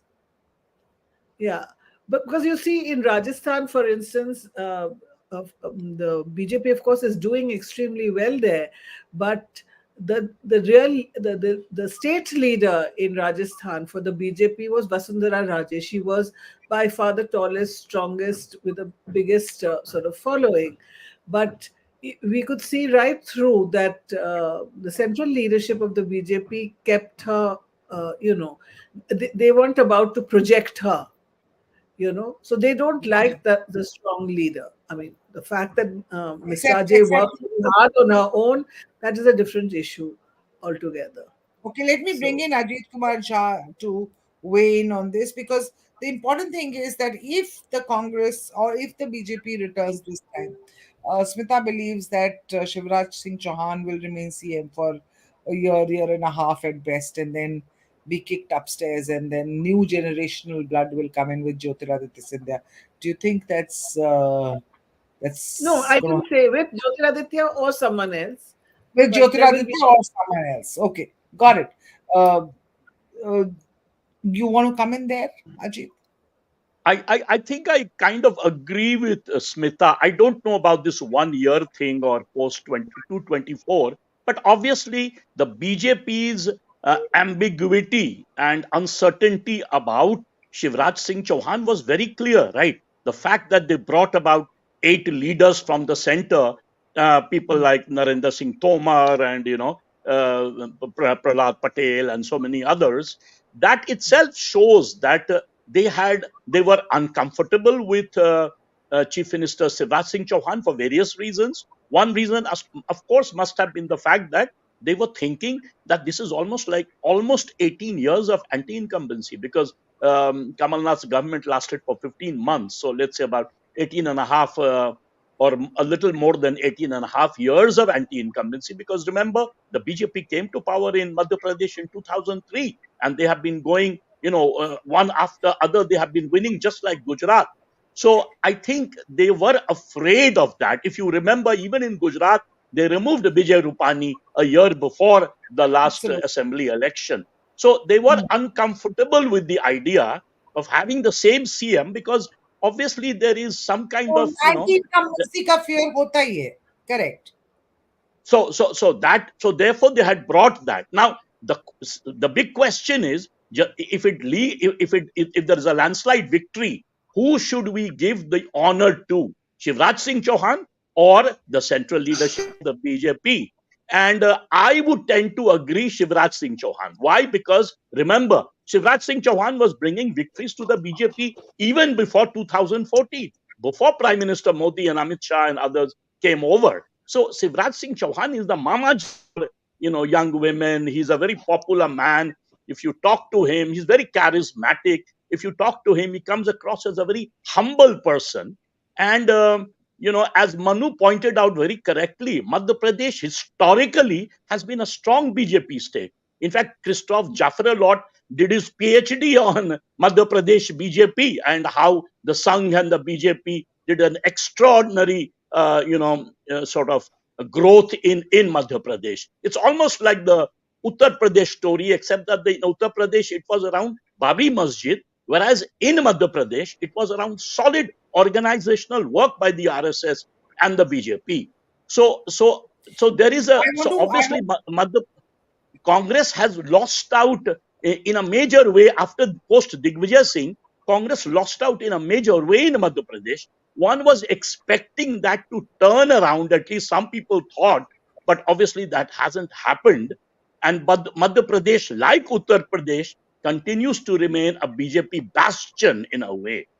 So I think you were right about the title of Bulldozer Mama. He's literally owned that title. He has banked on his government's very, very strong sort of women welfare stream, poor schemes, pro-poor policies to sort of win him that support.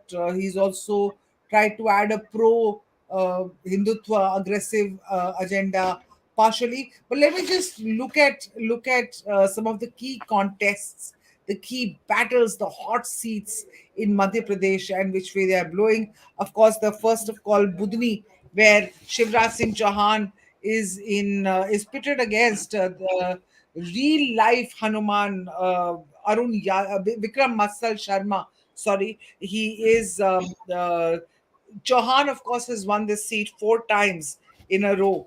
Now, in the last session, he defeated the former state Congress president Arun Yadav by 54,000 or 58,000 was it votes.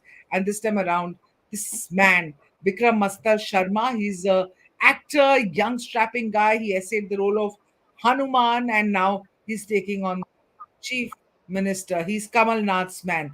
Let's look at the next big battle here, Chhindwara. Chhindwara, Kamal Nath is pitted against Vivek Bunty Sahu from the BJP. He has represented, Kamal Nath has represented the Chhindwara parliamentary seat for 9 terms since 1980, becoming one of the longest serving MPs in the country. So this is literally in his god, his bastion. He's been widely seen as the Congress's CM face since the start of the election campaigning this time. In fact, some posters had gone up this morning in the Congress office calling Kamal Nath CM already and even announcing the oath-taking ceremony day, as 7th November or 9th November, but as December. But having said that, uh, we know now that the Congress is trailing. Of course, Kamal Nath himself is leading from his seat, Shivraj Singh Chauhan leading from his seat. The third big battle here in Madhya Pradesh is Indore 1. The BJP's very vocal National General Secretary, Kailash Vijay Vargia, is the candidate from Indore 1, a six-time MLA who has won every assembly election he has contested since 1990. Vijay Vargia has made the competition very tough for Congress's Sanjay Shukla, who won this seat last time around in 2018. And then, of course, there's Narsinghpur, where Prahlad Singh Patel of the BJP is pitted against Lakshman Singh Patel of the Congress. Prahlad Singh Patel, as we all know, is the union minister. He's a prominent OBC face, but he is contesting from this seat for the first time. And He's pitted against Congress's Lakshman Singh Patel. And then finally, there's Datia. Again, a very interesting fight. Datia, we all know, is a pilgrimage for the who's who of Indian politics, from Amit Shah to Yogi Adityanath to Priyanka Gandhi. Everyone visits the Pitambara Peeth here. It's a stronghold of the Home Minister, Narottam Mishra, and seven-time MLA. Congress has nominated Audhesh Nayak, a former RSS functionary and the architect of Narottam Mishra's previous election victories, to be pitted against him from here. So, as you're seeing, the big fights there, and BJP, of course, leading as far as Madhya Pradesh is concerned, leaving no stone unturned. Manu, let me bring you in here and talk about the what the latest numbers that we are getting in from Madhya Pradesh. What's the story they are telling? Okay, so in Madhya Pradesh, let me just put it this way. Uh, Congress, if it had to go past the halfway mark, it had to do so by performing well in three major regions, which were Chambal, Malwa, and Mahakaushal. Now, Mahakaushal is a traditional Congress belt, which has great influence from Mr. Kamal Nath. The Chambal belt is obviously where Gwalior is, and Jyotiraditya Scindia exerts influence there. And then there is Malwa. Now, the thinking in the Congress strategy room was that Congress will be able to come back in Malwa, Mahakaushal, and Chambal, and basically build a nucleus of win from there. Now, from the numbers that I'm looking at, basically BJP is being able to get better of them in Chambal and Malwa both. So if these trends continue, I think Congress will find it tough to flip the numbers over now, especially because it is instructive that in Chambal, this was the belt where BJP had poached a lot of senior leaders along with Jyotiraditya Scindia to form this government. And Congress thought that they might get sympathy vote in the same belt because of, the perception of having been, unfairly treated. But that has not taken place. BJP is doing well in that belt. And if that's happening, I mean, these numbers are no surprise. So, Gwalior Chambal, you're seeing that what the Congress hoped has not happened. Jyotiraditya Scindia factor clearly working for the BJP in this particular belt. Let me bring in Ajit to sort of weigh in on that. Manu, I think, made an excellent point. In fact, almost 74 seats, I remember correctly, Manu can correct me, are seats in which the Congress had lost 3 times in the past. 74 seats. That's a very large number. Whereas the BJP had only lost about 11 seats 3 times in a row. So basically, Congress was contesting within a small figure of, let's say, about 150, close to 150 seats, so the strike rate of Congress should have been extraordinarily high to win this election, because they're actually competing within a smaller range of seats, whereas the BJP was sort of largely all around Madhya Pradesh. They have been very influential. So that way, and now with Jyotiraditya Scindia out, that entire region, Guna and Gwalior, and that entire region was got out of Congress's control. I mean, obviously, these are still early figures, but I have a feeling this is not going to change. I had also seen closely the three exit polls, Chanakya, India Today. They had projected massive sweep for the BJP in Madhya Pradesh this time. In fact, what is interesting, in 2018, that seems to be an exception where the BJP lost. And I think one reason could have been, again, Manu can correct me, one reason might have been at that time the fact that there was a firing in which 6 farmers were killed, and that was right before the election. I think 2017 that Yes, firing yes. took place, and that had a strange impact in a sense that the farmers movement kind of started from there. In fact, even the farmers movement which happened in Delhi during the COVID traced its origins from that 2017 firing. So that, and number two, I think the Chief Minister Shivraj Singh Chauhan had made some off the cuff remark which seemed to be anti upper caste, anti Brahmin, and because he's an OBC leader, so that I think backfired during 2018. But let me point out one more thing, which was the Congress's big weakness. Think of it. The Congress since October 9th has been talking about caste surveys, following Nitish Kumar caste survey. So the Congress is taking a mandal line. But look at the two top leaders of Madhya Pradesh. One, Kamal Nath, a Brahmin, and Digvijay Singh, a Thakur. Whereas the BJP, which basically talks of Hindutva, doesn't talk openly about caste in the same manner as the Mandal parties, actually had a popular OBC leader. In fact, since 2003, almost all the chief ministers that BJP had in Madhya Pradesh are OBCs, starting from Uma Bharti. So in a way, the real OBC party in Madhya Pradesh, at least in the eyes of the voter, is the BJP, and the OBC votes are much more than the Thakur and the upper caste votes. So I think that has also signaled to the voter, and given the fact that Shivraj Singh Chauhan is a very down to earth man, if you sit with him for 1 hour, you don't feel you're talking to a chief minister. So that whereas if you Kamal Nath, he might be a very rich industrialist, and he won Chhindwara 9 times, but sitting with Kamal Nath, you get this feeling that he's a very removed elitist, which is not true about Shivraj Singh Chauhan. He's very approachable. He roams around the entire state.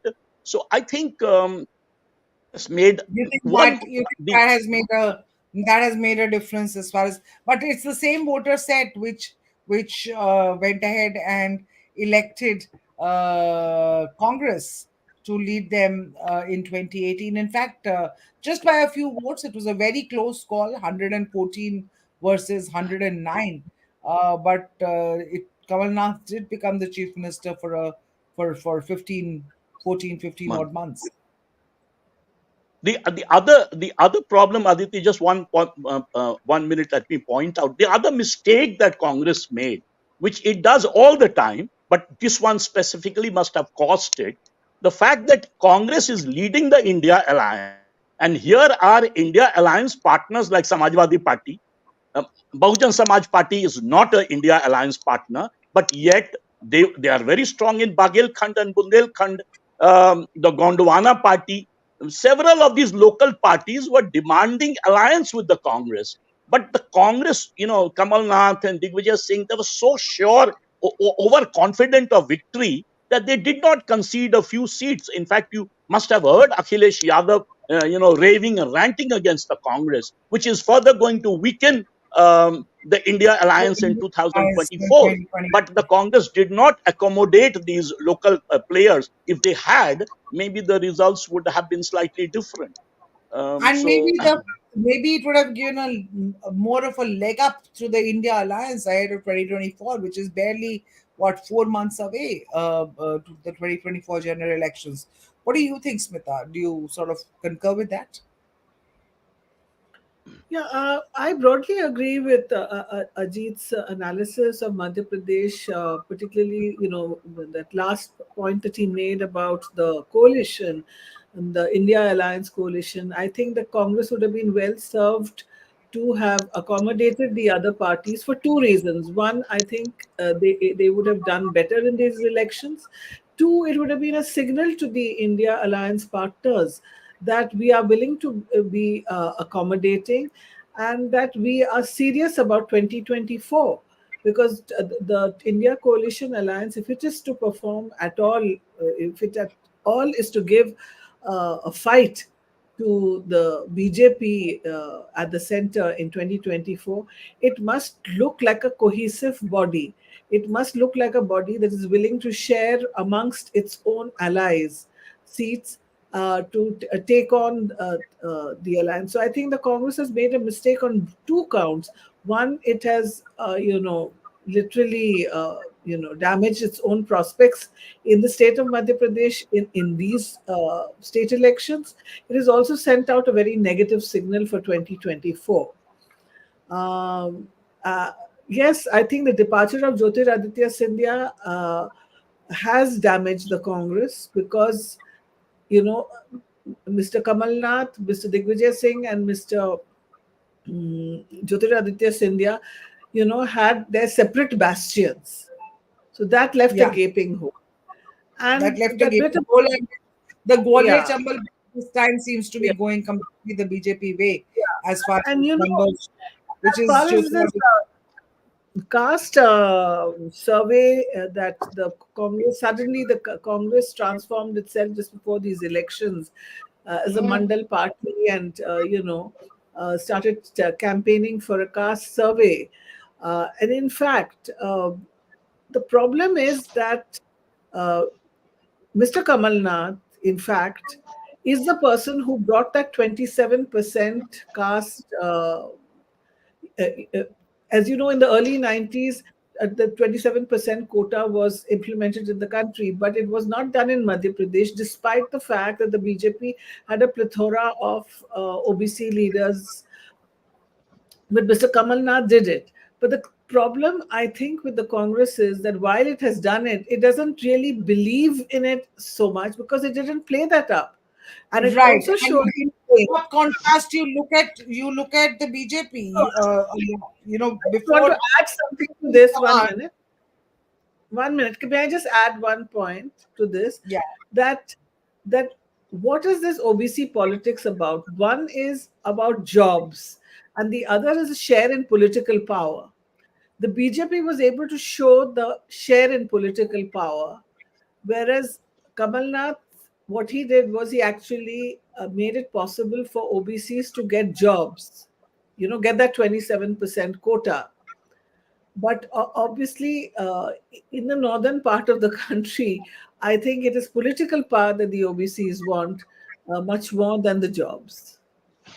okay, as far as I'm coming to you, Manu, but just for our viewers, before Chauhan, before Shivraj Singh Chauhan, OBC leaders Uma Bharti, Babulal Gaur have been the chief ministers in Madhya Pradesh. So BJP dealing with very solid OBC credentials. Prime Minister Narendra Modi himself, of course, has OBC origins, and that have of course helped the party make deep inroads into the community as far as Madhya Pradesh is concerned. The Congress, of course, was hoping to improve its chances among OBCs with the caste census demand, with the caste census card, but as Smita was pointing out, not really believing in it as much, and therefore, as you can see, not much gains as far as Congress is concerned in the BJP. Yes, Manu, you wanted to come in. You see, uh, unlike South India, where uh, a rather staunch or aggressive plank against the general caste or the upper caste, in north of Vindhyas, Congress has to realize that upper caste or the general caste used to be a vote bank of the Congress. The OBCs in the north either have their own parties or are socialists. They have traditionally not been Congress leaning, I would say, vote banks, and at least not since the 80s. So what happened in Madhya Pradesh, and perhaps even to some extent in Rajasthan, is that Congress thought of using the plank that it used in South India, became too staunch or aggressive on what the general category voters perceived was like, okay, this is not, really perhaps fair. And then, a result was counter polarization in the favor of the BJP. I mean, otherwise, there is no reason why I would say genial face like Kamal Nath would fail to draw more support. Okay, let's just cut across. Shivraj Singh is talking about the 1984 gas leak, of course, since it's the anniversary of the tragedy. But he has come out during counting, showing he is confident of a win. Let's cut across to Shivraj Singh Chauhan. आज भी जब वो 2 और 3 दिसंबर की दरमियानी रात याद आती है तो हम कांप उठते हैं। MIC गैस के कारण, गैस के रिसाव के कारण हजारों भाई बहन, जिनमें हमारे छोटे छोटे बच्चे शामिल थे,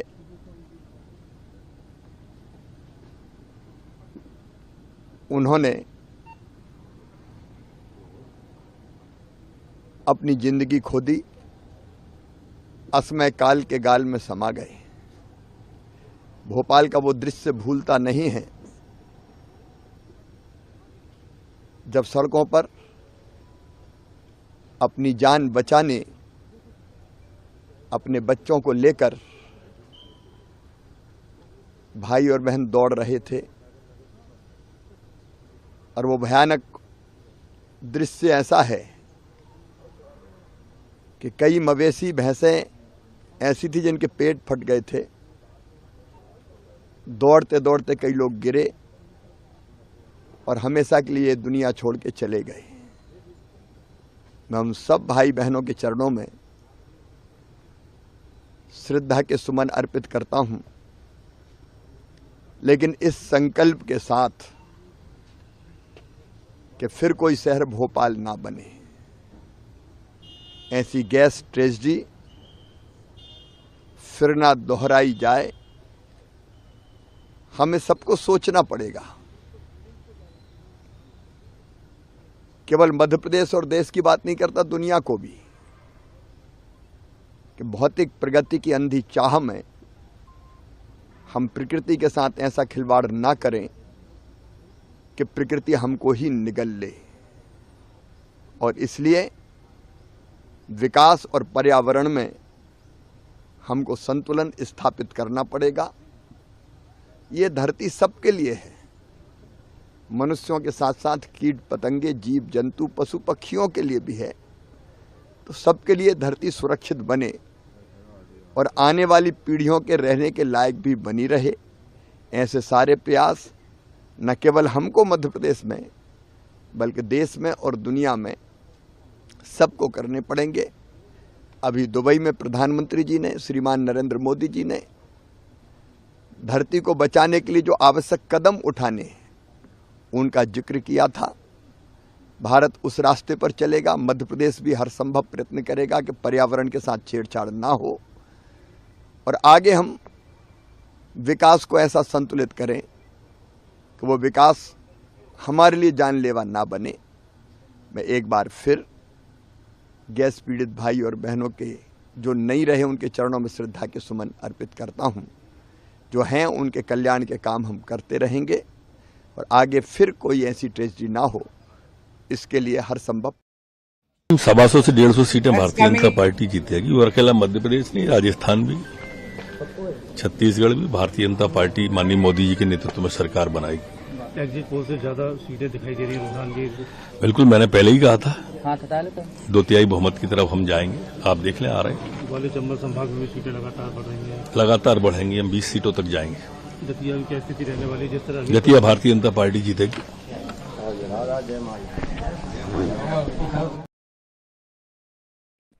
That was Madhya Pradesh Home Minister and seven-time MLA Narottam Mishra speaking there, completely confident of a win, not just in Madhya Pradesh, but also in Chhattisgarh and Rajasthan. So let's look at all the numbers, the latest numbers. Let's flash on our screens once. Madhya Pradesh 138 for 88 in favor of the BJP. The in Rajasthan, it's BJP, it's 104. Majority mark is 100. They've crossed the majority mark as far as trends are concerned. Let's see how that plays out, both in Madhya Pradesh and Rajasthan. In Chhattisgarh, it's a neck to neck fight, but Congress comfortably placed there. They've already, as far as trends go, are crossing the majority mark. And in Telangana, it's a big, big win for the Congress after Karnataka, south of the Vindhyas. They are the Congress leadership will be very, very excited there because that's one place where the Congress, lessons to learn, a young leader, energy, enthusiasm, new party, with the enthusiasm to be able to shake off the old ways of doing things and the old and trying to do new things. But what's your sense, Manu, at these latest numbers at this hour? Well, I mean, one thing is clear that Congress is struggling to find a political plank in the Hindi heartland. I mean, that's their thing. So they perhaps thought that caste and raising the OBC or maybe caste census could help them politically. From these numbers, it looks like that hasn't been the case. And the other bit is that perhaps the current generation or the leaders that the Congress is fielding, they need to be overhauled, and they may need newer faces who can take on the legacy, carry on the legacy from the current leaders. For the BJP, I think it's a big win for their organizational strength in Madhya Pradesh, no doubt about it. It's very hard to keep on winning cycle after cycle, and with these numbers, it's a tremendous accomplishment. With Rajasthan, I think it's been the case of turnstile politics that has been there since I think 1970s or the 80s, that you have parties alternating into power and out. But it is commendable that the Congress has not really been whitewashed. They are still getting a respectable seat tally. Chhattisgarh, as it is, going to the wire, and the marginal seats will decide. So we'll perhaps wait an hour or so to get a complete idea as to what's going on. With Telangana, I think Congress has refined and fine-tuned its South India strategy well. After Karnataka, Telangana is another big win. So it looks like that the Congress is at least getting something right in some pockets of the country. They may need to just work and scale it up for the rest of the country. But I want to talk about Rajasthan and the role of the others here. Look at the number Yeah. of seats that others are getting in Rajasthan. Last time around, Yes. they in the last elections also they played a huge role. This did some 26 seats went to the others. This time some 23 seats are swinging the way of others. What's going to be their role? They have done it before. I mean, if the numbers were too close, which doesn't seem likely right now, as far as the BJP is concerned, but normally this would have started the era of resort politics. इस बार राजस्थान में लेकिन resort politics होने नहीं वाली है लग रहा है. You see, most of these rebels, so there would be a few smallish parties, and if you remove those from this tally, most of these independents are actually rebels from one party or the other, who are loyal to either, perhaps the Gehlot or the pilot camp in Congress, or to Rajay camp in the BJP. And the role that these independents play is that should, their party fall short, then these guys come in as the tiebreakers to ensure that their respective bosses are made the chief minister, and the chief ministerial post is not passed down to anybody else within the party. So that was their role. If it gets Many of even them are closer for the BJP, many of these are Vasundhara loyalists, apparently. yes, yes, they are. So if let's say the tally goes any closer to the 100 mark or lower by a seat or two, then these guys come into play. And otherwise, also, closer the tally is to 100, even 101 and 2 may not be that comfortable for the party, and they could very well still swing, the pendulum in the favor of Raje. Okay, Ajit, we were talking earlier about if the win in Rajasthan is big, then the BJP may be inclined to get some other leader, a younger face instead of Vasundhara Raje as chief minister. But if it is just about, then they will retain Vasundhara Raje as chief minister because they need her experience for handling a smaller majority or a minor majority lead. Uh, what's your sense? What is that magic number that the BJP might get a younger face instead of Vasundhara Raje? You know, my own gut reaction, I think Smita is probably a better person to answer that question, but my own gut reaction is that Vasundhara is not coming as chief minister. I have a feeling that the BJP has already a list of names. Om Birla's name is being talked about, the Lok Sabha speaker. He is from Rajasthan. Diya Kumari, I think, or maybe she's from the Jaipur state. She has been talked about within the BJP circles. Then Meghwal is the other name. So I don't think what There are the point about of. a dozen names, Ajit, that have been going around, including that of CP Joshi and Satish Punia Right. and OP Mathur, and apart from the names that you mentioned. Uh, but Smita, your sense, what is that number at which they might be feel comfortable about getting somebody other than Vasundhara Raje to lead the party in Rajasthan? My gut feeling, I mean, I'm told that they just don't want Vasundhara Raje as chief minister, the national leadership. So unless she's the only one who can deliver the numbers, the state, uh, I think it is very unlikely that she will be the next chief minister. Unless there's something that she can pull out and say that it's it's me, or it's the Congress party, Hmm. because she is supposed to be quite friendly with Mr. Ashok Gehlot. So, she, and this is her last chance, because if she doesn't become chief minister now, I think they will, really try and sideline her even further. And as otherwise, there is a list of names that Diya Kumari, at one point they were thinking that perhaps if they want to replace Vasundhara, let's replace her with another woman. And Diya Kumari, they were thinking of as somebody who would be much more their type, in the sense that she would be more accommodating. She would, give them the respect that they expect. And not Vasundhara is very much her own person. She's been chief minister before. She has great leadership qualities. She has support around the state. So it's only if Vasundhara can ensure a government, if she becomes critical to government formation. Right now, it Otherwise, doesn't look like she is becoming critical to government formation. I mean, 104 leads for the BJP as opposed to 72 for the Congress. But again, others playing a huge role, and many of these of course, others the BJP leadership must be having other cards up its sleeve. I can't believe that Mr. Amit Shah and doesn't have other cards up his sleeve. So, but they will do their best to try and form a government without her. That is the general sense that is coming out and of they the could not polls. have and they could not have named another.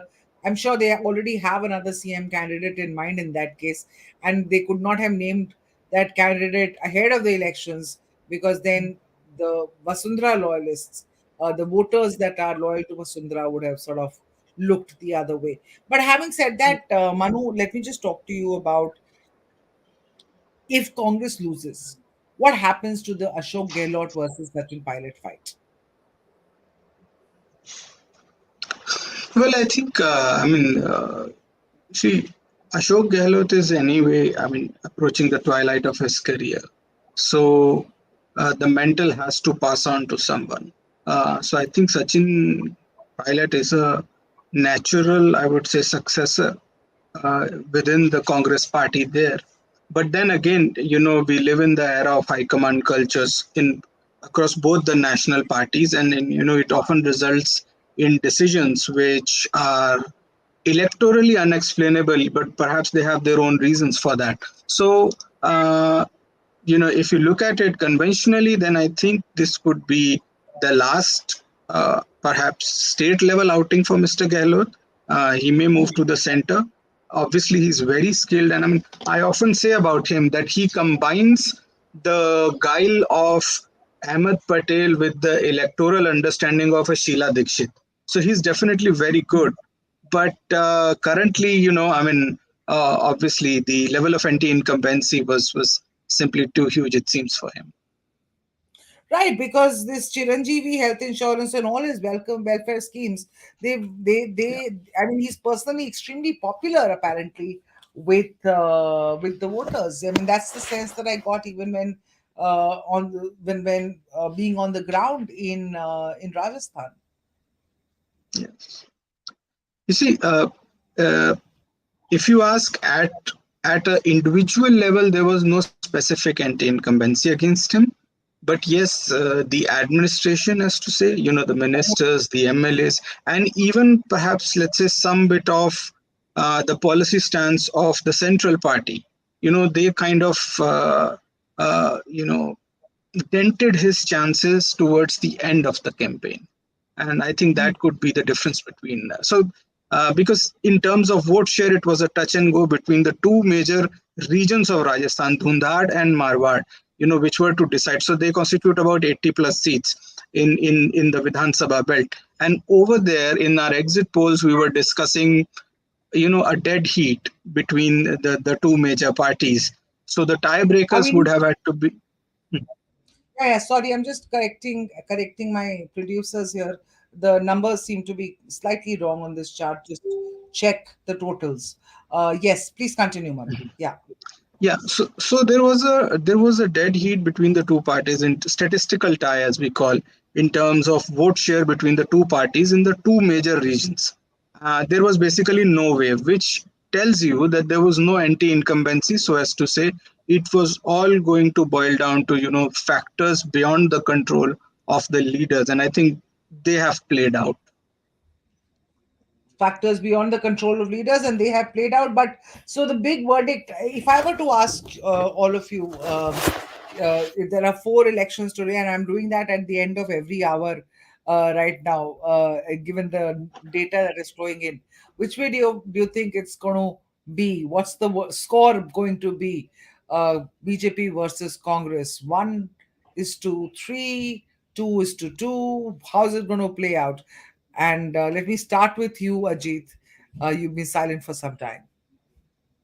Well, basically 2023, liberals were expecting a Congress verdict, a Congress wave. That has been proved wrong, at least in the Hindi heartland.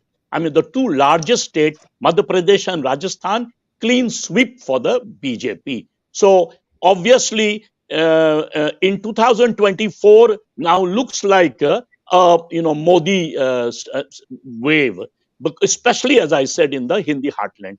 Telangana, in fact, I would only take as a state where Congress has done an extraordinary performance, a comeback, if you would like, because the BRS had 88 seats last time, and this time the Congress has 89 seats from the latest verdict that we have. So Telangana, just like Karnataka or Himachal, went the Congress way, but the Hindi heartland, in fact, I even think, even in Chhattisgarh, if you see, there is still a very tight fight between the BJP and the Congress. It's quite possible that BJP might actually get an advantage again in Chhattisgarh. So I think basically Congress's Hindi heartland is out.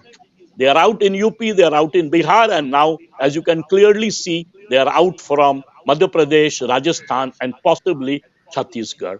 So I think this shows the indication is that the 2024 election looks like a great advantage for the BJP. The India alliance in serious trouble in the leadership of the Congress. One point I wanted to make on Rajasthan. Uh, Manu said that a lot of these independents are Vasundhara Rajes or Congress's persons. Some of them are actually local parties like CPIM, like tribal parties, like the BSP. And the problem is again the same thing. Congress's typical arrogance. If they had accommodated, I remember CPM initially was asking for 17 seats. The Congress was only ready to give 2 or 3. If they had been a little liberal, accommodated these parties, maybe quite possible, as Manu is pointing out, the tight fight between the two sides, the verdict would have been different. But Congress's arrogance towards the regional parties, when most of these regional parties are going to be part of the India alliance in 2024, I think that the Congress myopia. Even today, they act like the big brother. They don't realize that these regional parties can cost them, a serious sort of whatever. I mean, they have lost in Madhya Pradesh and Rajasthan, and similarly in 2024, unless Congress goes and plays a different kind of role, not this big brother role where they think the turnaround is only because of the Congress. That is a less important lesson for the Congress, and the BJP, of course, is sweeping around in the Hindi heartland. Let me bring in Anurag Naidu. Anurag, you've just joined us. Anurag Naidu is a political analyst. Anurag, where are you joining us from? Bangalore, Aditi. You're joining us from Bangalore. Anurag, welcome to the show. Your sense on where we're going. I'm just doing a round robin with everyone on the latest numbers that we are seeing, because it seems to be much of it is very different from what the exit polls predicted, but some of it seems to be sticking, Yeah, especially so Telangana Aditi, for the Congress. Yeah, Aditi, thank you for having me on the show. Like we discussed day before yesterday on the exit polls, the exit poll that I followed, Access My India, I think it's going pretty much in line, particularly the Madhya Pradesh and, Rajasthan, Telangana. A bit of worry here in Chhattisgarh for Congress, but otherwise, it looks Telangana is a one-way traffic. I don't see Congress coming down. But I definitely feel Madhya Pradesh and Rajasthan is going to be a comprehensive victory for BJP. And Chhattisgarh, it's of course, they're still very early to say, I would say, because Chhattisgarh will actually go to the last ball. It's a very, very exciting contest. But if Congress fails to cross anything above 50, it can be anyone's game, because particularly there is a disenchantment within the Congress. There is a bit of disenchantment with Mr. Baghel within the party and the independents, and can go either way. So I think Chhattisgarh is a cliffhanger in that context. But otherwise, I think the trends are pretty clear. Telangana with Congress, Rajasthan and Madhya Pradesh, big victory for BJP. So yeah. What does this mean? What does this mean for 2024, Ajit? This kind of a Modi verdict. again. Modi फिर एक बार Modi har Modi. So it's gonna be. So look, Aditi, you have to understand one very important trend out of this. Rajasthan, although some of the exit polls were claiming a cliffhanger and a close contest between Congress and the BJP, and let's understand, BJP has not declared any face in Rajasthan. And BJP has given an underlying message to Vasundhara Raje Scindia that you are not going to be in the race of the chief minister, or you're not going to be a straight away consideration for the post. That means BJP has made it clear in Rajasthan that they're going to go into Rajasthan on the face of Mr. Narendra Modi. And these numbers that you see, you cannot attribute these numbers to anyone but Mr. Modi's image in Rajasthan.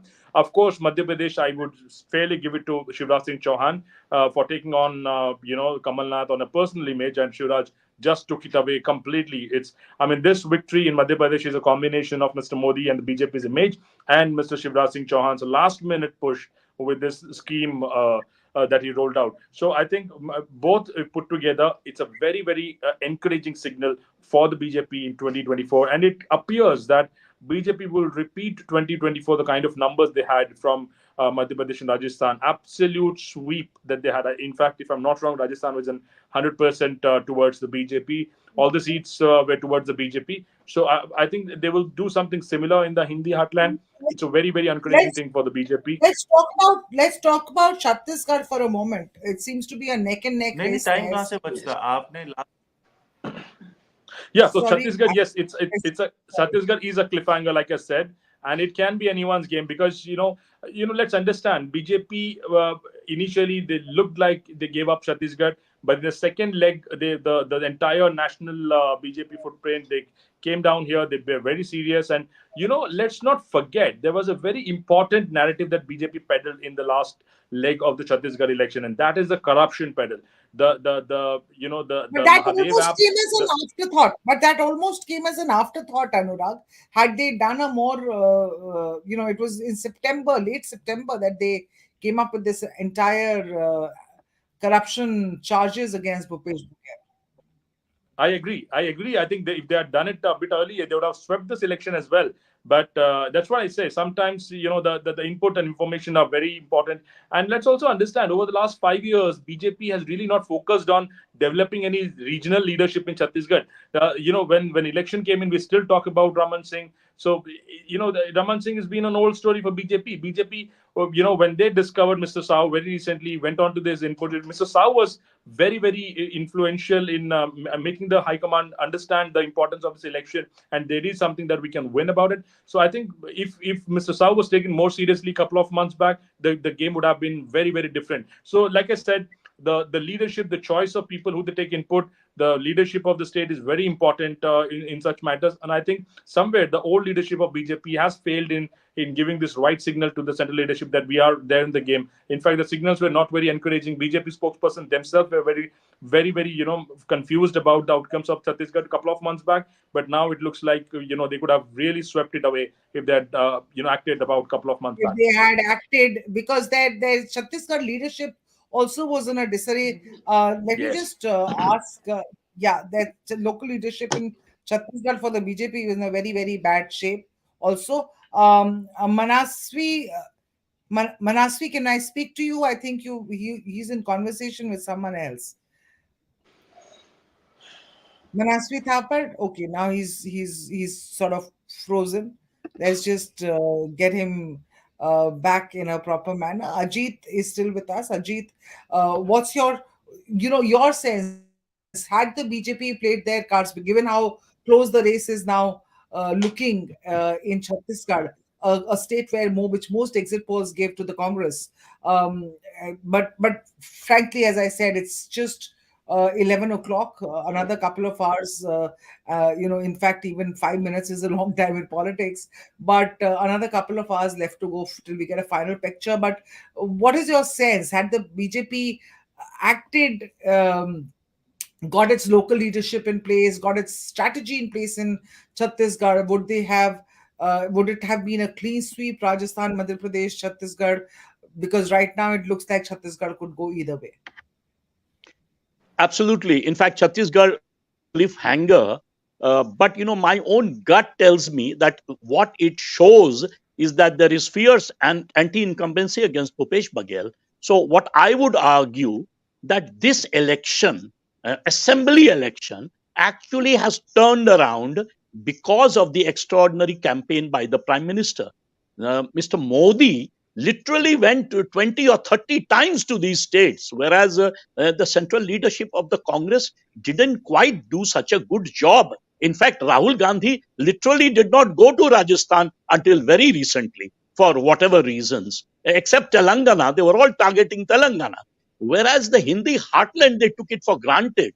Whereas I think the extraordinary thing about Mr. Modi and Amit Shah and the central leadership of the BJP is that they put their entire heart into this campaign. Although most pre-poll predictions were giving the verdict that BJP is out of Madhya Pradesh, almost might lose Rajasthan. and certainly would lose Chhattisgarh. But look at the BJP. They are a real party of campaign. I mean, the kind of extraordinary campaign they did, and bringing central leaders, taking the risk of getting the local leaders angry, all those experiments actually has paid off. So in a way, this is a signal that this is an election. BJP is they know how to contest election. They have a great, extraordinary election machinery. They have great booth management skills, and that is going to be.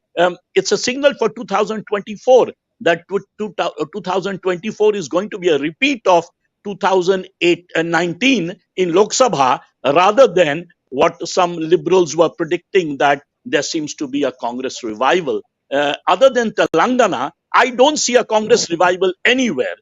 Yeah, but Not that's even in revival, Chhattisgarh. revival in Telangana is no small feat either. I mean, I won't brush it aside. It's a definite feat. But you're right. Not having got the Hindi heartland states in Telangana, how many MPs does it send to the Lok Sabha versus Madhya 17. Telangana about Pradesh, 17. versus Madhya Pradesh, Rajasthan? But that's a number of seats are huge in these. Yeah, 65 Lok Sabha seats comes alone from these three Hindi heartland states, Rajasthan, Madhya Pradesh, and Chhattisgarh. That's a very big number. And if you have seen the 2018 results, I mean, the BJP had swept Rajasthan, almost all the seats, 25, in Madhya Pradesh, very close to the magic number. I think it's going to be a similar thing again in 2024 if we are to predict Lok Sabha from today's results. This is a clean sweep for the BJP. I will talk more on this a little bit. Arun Sao, the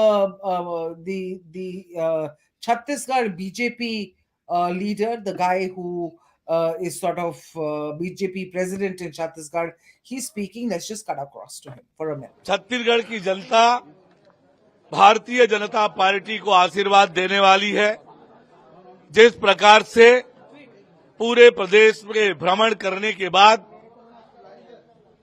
जो हमें विश्वास हुआ, उसके आधार पर मैं कह सकता हूं कि छत्तीसगढ़ में पूर्ण बहुमत से भारतीय जनता पार्टी की सरकार बनने वाली है। पूर्ण बहुमत से भारतीय जनता पार्टी की सरकार, they are already predicting a win. And if you see the latest numbers, BJP had, I'm just seeing some of the other numbers that are coming in on my phone from some other sources. BJP 50, Congress 39. That's the sense that one is getting in Chhattisgarh, and that's what's reflecting on our board also. So they seem to be moving that way. Mr. Naidu, your sense of how this is going to play out come 2024. Ajit has a point of view which he gave to us before we went into that bite. What's your take on 2024?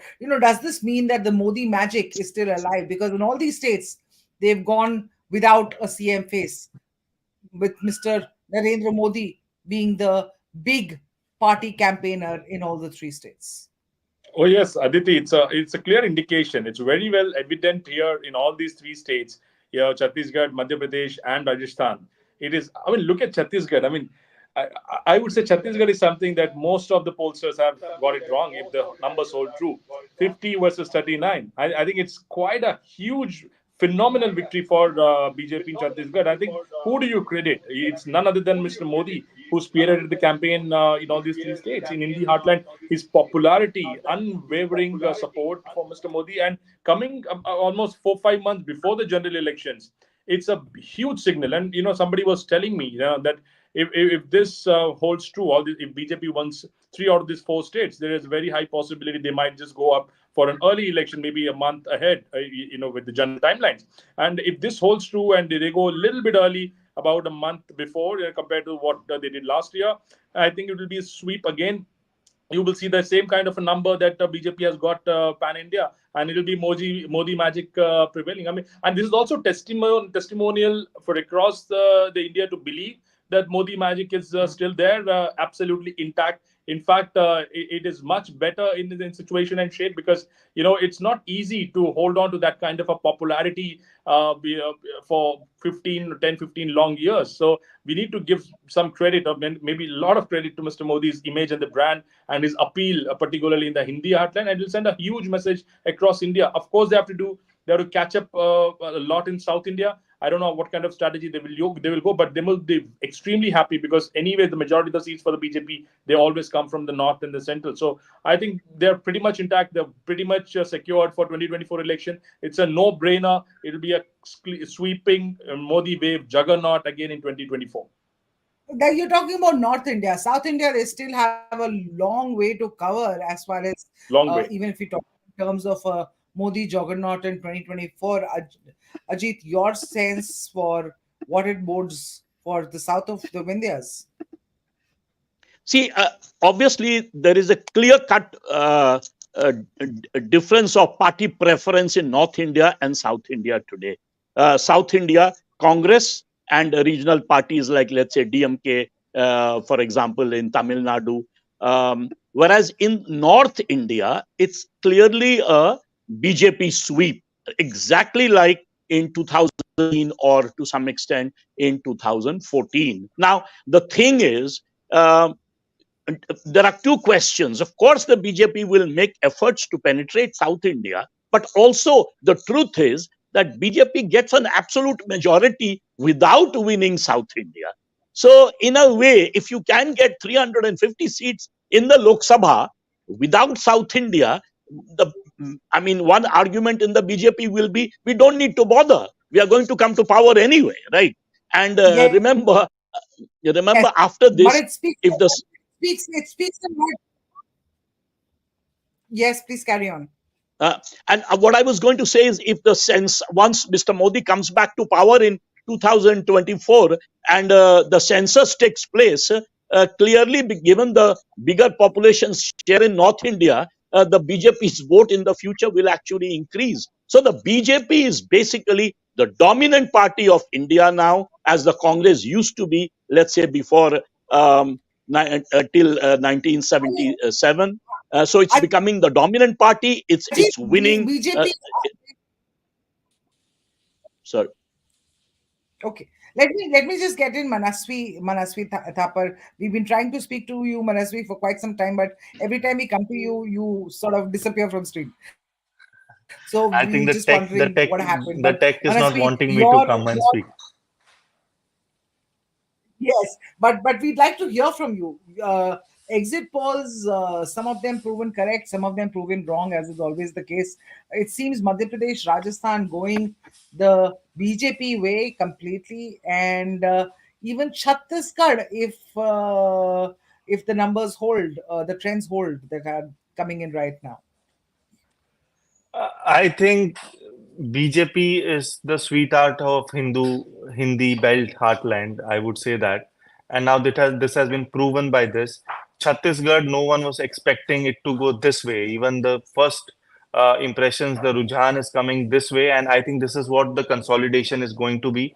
BJP is going to form Sarkar in Chhattisgarh. Rajasthan, we all believe that Rajasthan, having a tendency from one party to another party every 5 years, is going to go the BJP way. But Madhya Pradesh, I would credit the hard work of Shivraj Chauhan and Jyotiraditya Scindia. Combined hard work of both of them have paved way for BJP. It's a great victory for BJP. And Telangana for Congress is a new step, but a big loss in 2023 for Congress, with Madhya Pradesh not coming back, Rajasthan going away from Congress, Chhattisgarh going away from Congress. It's a big setback for Congress. Having said that, I think we have to commend the work of BJP, the BJP leadership at the state level, at the center level, and most importantly, the Karyakartas of Madhya Pradesh, I would say, who were somehow disheartened 2 months back, 1.5 months back, and they made a somersault situation turned in the Madhya Pradesh election. There was anti-incumbency. Mamaji was not in very much good sync with the top national leadership. Even then, they made a comeback. It was a testing election for Jyotiraditya Scindia to consolidate his leadership, which is a great thing for him. Now he is going to be one of the strongest leaders of Madhya Pradesh, and his turning course is going to be historic for Madhya Pradesh politics and for himself right now.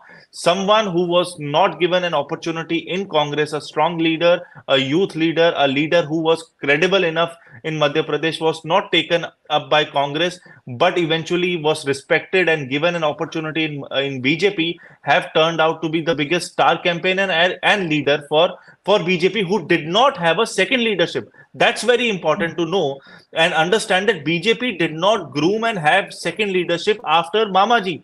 And this comes out to be a great stepping stone for BJP to create second leadership, not only create, which was already incubated by Congress, to somehow manage it, give him opportunity, give him the respect which was missing in Congress, and now gives him that stage to leverage upon his leadership, and he's going to come out as the strongest leader of Madhya Pradesh. This is a great learning in politics of India right now, that anyone incubated, trained in Congress, have that opportunity, is missing that opportunity in Congress. BJP is openly taking them. I don't know how the Karyakartas are reacting, but the reality is BJP is taking it, giving them positions, and giving them that leadership. BJP has been taking them left, right, and center for the last several years. Number of Yeah. young leaders, young faces in UP, in Since Madhya Pradesh. 2014. Right, absolutely. Since But having said that, in Chhattisgarh specifically, if the BJP manages to win, they again, as we just were talking about before you came in, nowhere did they have a CM face. It was Prime Minister Narendra Modi's face, who was the star campaigner in all the three states, except where you said that although they didn't project Shivraj Singh Chauhan as the CM face for reasons best known to them. The fact is that he's done quite commendable work, and unfortunately for the BJP, does not face or is not facing the kind of anti-incumbency that three consecutive terms would have brought upon any chief minister. Yes. But I think this is what Congress was in 1970s, BJP is today, wherein the national leadership used to decide this, the state leadership, the central leadership used to decide the state leadership, and that is how the dictating terms of the national leaders were taken place. For example, during the time of Indira Gandhi and Jawaharlal Nehru, during that particular time, if we in the initial years of the Congress and post independence of India, during that particular time, it was basically the central leadership deciding the state leadership, and that is what is happening right now with the BJP.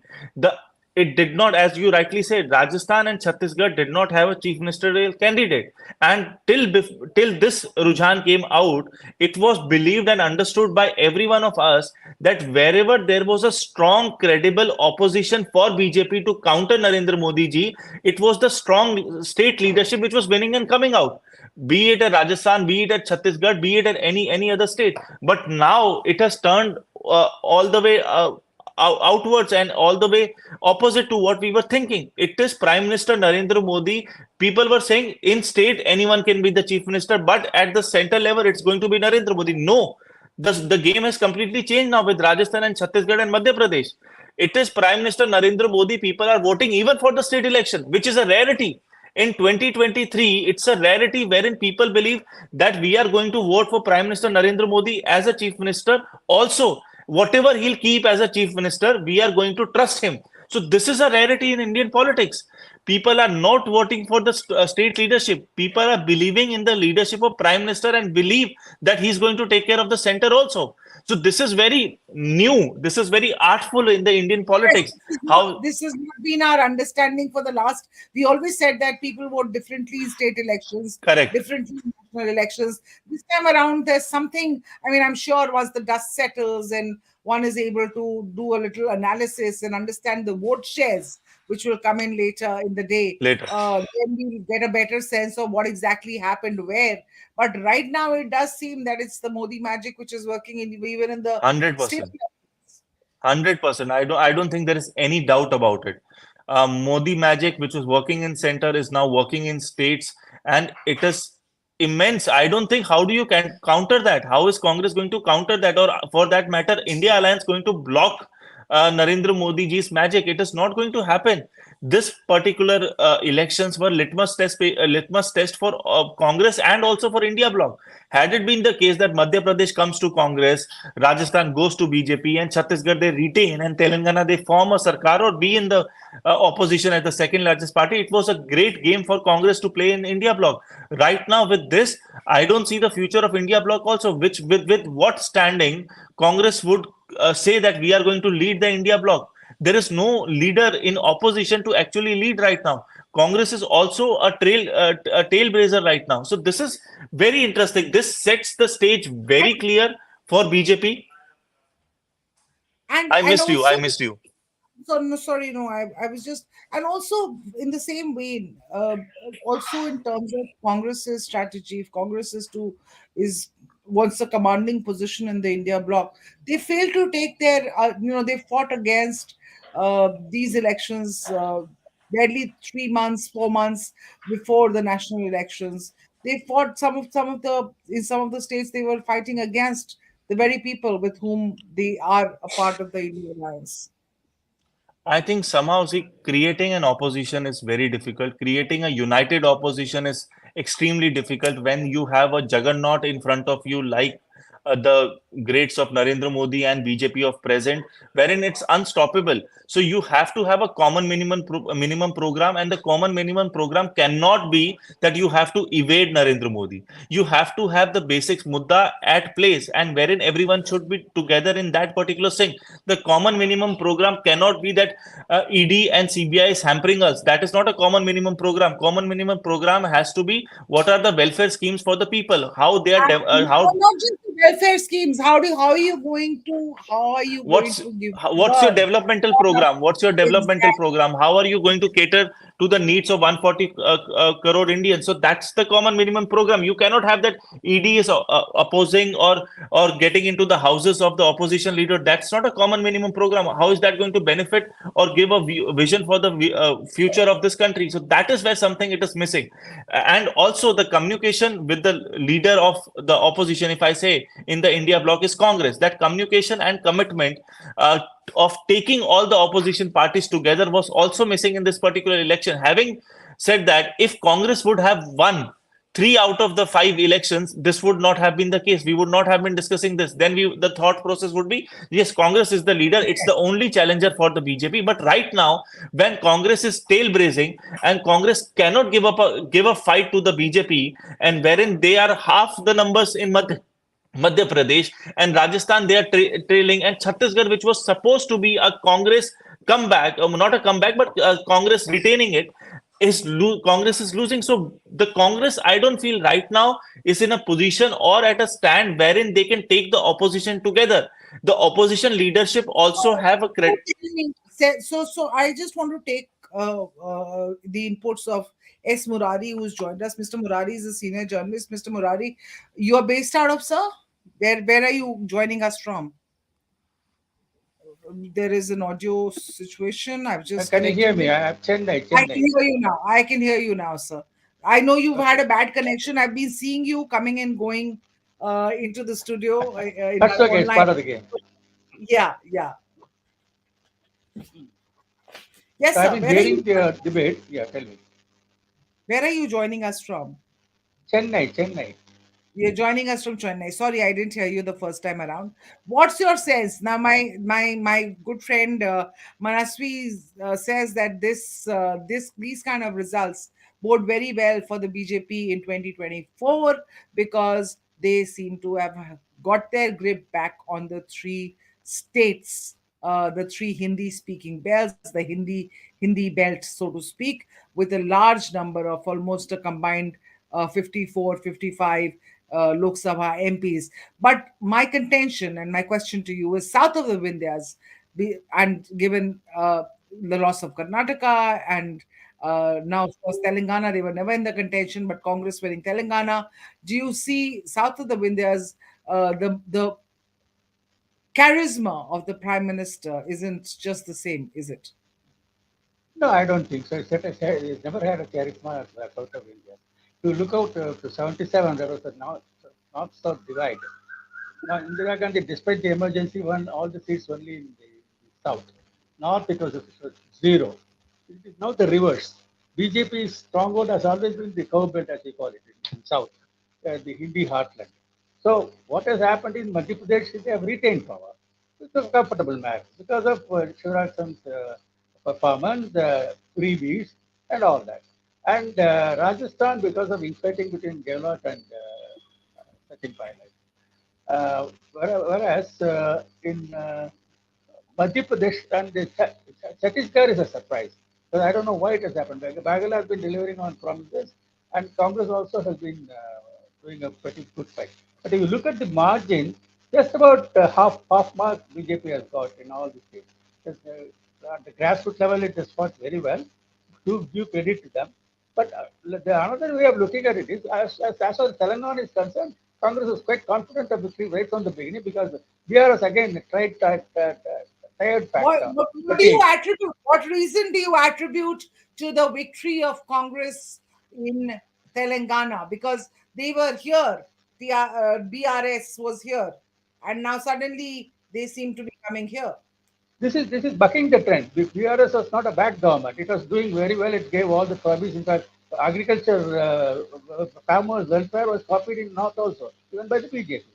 But in spite of that, anti-incumbents, but third time he is seeking. BJP, Modi will also be seeking a third term in 2024. Remember that. The tired factor, anti-incumbents will always be there. And so the Congress was quite confident from the beginning. BRS is the B team of BJP. If you look at the top record, if you want an alternative to BJP, Congress is the true alternative.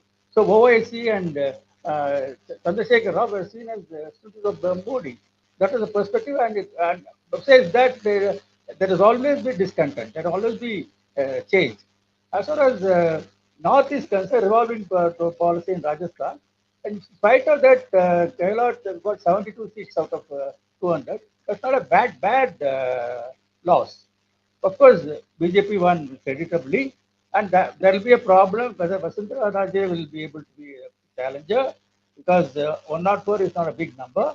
And how many of the MLAs are loyalists of Vasundhara Raje, that has to be seen. Madhya Pradesh is concerned, Shivraj Chauhan has always been a tall leader. Of course, he's bucking the trend and is getting a third term. And that will be the scenario overall. But as far as Congress is concerned, the plus side is, as somebody has said, arrogance has gone to his side. If Congress had won all the 2 seats, it would have made it difficult for it to bargain with the allies. That is more accommodative in India. Manasvi wants to come in, sir. Sorry, excuse us. Manasvi wants to come in here. Yes. I think we can't take this away from Narendra Modi, and we can't say that there is BJP is not going to Vasundhara Raje and the loyalist and everything. A win is a win. You can't deny that. I would say that it is the hard work of the BJP Karyakartas, the united front they fought. We thought we would believe as media people sitting in a studio, we would believe that there would be some kind of unrest between the BJP camps in Rajasthan or in Madhya Pradesh. There would be infights, but that didn't come out. That didn't come out in the result. On the contrary, BJP is winning Rajasthan. BJP is reforming the government in Madhya Pradesh. Chhattisgarh, without a chief minister candidate, like Rajasthan, they are forming it. Without any clarity, they are forming it. So we have to give it to Prime Minister Narendra Modi's face. We have to give it to the system of the BJP. We have to give it to the page pramukhs and the Karyakartas. We can't take that victory. Yeah. We are not taking that away. In fact, but since you're talking about Chhattisgarh and the lack of a chief minister, if BJP wins in Chhattisgarh, if these leads hold, then who is going to be the chief minister? Is it going to be Raman Singh? Will the BJP bring him back? Yeah, that is kind of a good question for the BJP. First, you win an election and then you search for the chief minister. That's an interesting thing. Kaun banega chief minister? That's a very interesting thing for them to have the treasure hunt.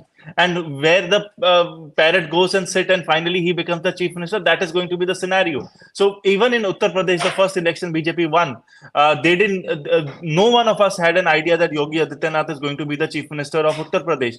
But suddenly, out of the blue, he came out, and there were hue and cry in BJP also, and people were thinking that will he deliver as a good chief minister? But somehow he did. We may have difference of opinion back then when he came in power, but the reality years, he was someone who was given the charge. He was not someone who was a grassroots leader or a traditional leader for BJP in Uttar Pradesh. And that could be the scenario. I think that is going to be the scenario also. Understanding BJP, BJP is going to bet on someone who's new. BJP is going to bet on someone, not someone who's a grassroots level leader. They are going to create someone. They are going to give, as per the. We have Raman Singh has been speaking out and speaking to the media. Let's just cut in and listen to what he has to say and then talk more about him. निश्चित रूप से Bharatiya Janata party के पक्ष में शहरी और ग्रामीण क्षेत्र में स्पष्ट रुझान है और ये वोटों में जनता की आक्रोश परिलक्षित हुआ है और भारतीय जनता पार्टी जो आज रुझान दिख रहा है वो निश्चित रूप से आगे बढ़ के सरकार बनाने में सफल होगी। एमपी और राजस्थान में भी काफी बड़ा दिख रही है। तीनों राज्यों में भारतीय जनता पार्टी पूर्ण बहुमत के साथ सरकार बनाएगी। मुद्दे स्पष्ट रूप से 3 मुद्दों पे हमने बात किया था। कांग्रेस के वादे खिलाफी जन घोषणा पत्र का क्रियान्वयन नहीं कर पाए, पहला सबसे बड़ा मुद्दा था। भूपेश का भ्रष्टाचार दूसरा बड़ा मुद्दा था और तीसरा बड़ा मुद्दा था विकास के सारे काम ठप पड़ गए थे। इन 3 मुद्दों को लेकर और भारतीय जनता पार्टी ने जो घोषणा पत्र जारी किया, मोदी जी की गारंटी एक सबसे बड़ा विश्वास था। सर, महिलाओं का वोटिंग परसेंटेज काफी ज्यादा रहा। क्या लीकर बैन का जो उनका मुद्दा था, जो प्रॉमिस किए थे, वो महिलाओं के 12,000 रुपया मासिक देने की योजना और महिलाओं को सम्मान के साथ 500 रुपया गैस सिलेंडर में देने की बात और 18 लाख आवास देने की बात, इन मुद्दों को लेकर उनके अंदर बात है। Okay, that's him. He's not been asked, so therefore not answered. The fact whether he's going to be the CM in case BJP wins in. But I wish a reporter who was standing with him there would have asked him that question. And so since he's not answered that question, I'm going to come to you, Ajit. Do you think he is going to be the face for the BJP in case these numbers hold? If not, who are the other options in Chhattisgarh for the BJP? Well, frankly, I think it will finally be the decision of the Prime Minister. In fact, because I think the Chhattisgarh victory is totally because of Narendra Modi and the BJP's party workers. But Raman Singh has been a chief minister for 3 full terms. So, getting Raman Singh back, I mean, he had a clean image himself. He lost because of anti-incumbency, because of some of his right arm man. Aman Singh, for example, was very unpopular with the bureaucracy, with the people. But now that they have won back, I think Raman Singh has a strong chance. But I think, personally, I feel that I think it is time that the BJP plays the same card as they did in Madhya Pradesh. They should bring in an OBC leader. Because Bhupesh Baghel was an OBC leader, they should either bring an OBC leader or a tribal leader in Chhattisgarh, because that seems to be the other point I wanted to make is that, of course, it's Prime Minister Modi's victory, BJP's clean sweep in the heartland. But something that is really happening on the ground is that the women voter are voting largely for the BJP. Think of the BJP in the 80s and 90s, where they would get more of the men voter, less of the women voter. That has completely changed. The turnout of women voters are much higher today in the Hindi heartland than compared to the male voters. And also the BJP getting a gender gap, sort of a gender advantage of a few percentage points over Congress in terms of the women voter. That is something which is very positive, both for today and for the Lok Sabha elections. The other thing is the first-time voters, because obviously the turnout rate in all these states were very high, highest in Madhya Pradesh, 76%. Again, Rajasthan, quite high. In Chhattisgarh, one reason is that the first-time voters, even though in Madhya Pradesh, all the first-time voters have literally lived with Shivraj Singh Chauhan. He's been in power for 18 and a half years. They have only seen Kamal Nath for 15 months. Yet, the first-time voters and the women voters seem to be moving towards the BJP in a major way. So the BJP has become in a way, the dominant party of the country, but certainly the party of the North, especially the Hindi heartland. So this election proves that if this election is a semi-final for the final of 2024, the semi-final is already won by the BJP. The Congress has, of course, done very well in Telangana, but then that comes under the so-called, the southern sweep of the Congress. Even in Telangana, in fact, if you look for 2024, I would argue that the BJP would have an upper hand, because now KCR will obviously form an alliance with the BJP in 2024. So along with the BJP, if KCR comes, I think the BJP will not only win 4 seats like the one in 2018 in Telangana, they would probably sweep Telangana. So I think for the BJP, this That's is very going to be. That's an interesting thought. Manasvi, please come in, but then I'm going to wind up because now I'm going to wait for these numbers to solidify and meet everyone again at 5 p.m. So when the numbers are Yeah. and we discuss Yeah. what next. So do please be ready to join us at that time in case you're free. We'll reach out to you. But right now, Manasvi, your last thoughts. So I think these votes, the Rujhans are going to consolidate. I don't think there is going to be a somersault change in the Rujhans. I don't think the numbers are going to change. I think 5% here and there could be there, but I think this is going to consolidate, and it's a massive, massive Big victory. wins in Madhya Pradesh and Rajasthan. They are big wins. Big wins, and it's consolidating wins. And every election in each of these states is a different election. We can't just say they had different opportunities, they had different power games, they had different struggles, but BJP came out as a strong leader, and it is stronger than what it was yesterday in the state election. And this is going to be a blueprint for them in the finals, in the run for 2024. And in the run for 2024 in the Hindi belt, it is consolidated. I would not be surprised if they get 100% Lok Sabha seats in Gujarat, Rajasthan, Madhya Pradesh, and Chhattisgarh. That's the kind of momentum they generate. In Gujarat, for last 2 election Lok Sabha, they have got 25 out of 26 out of 26 seats.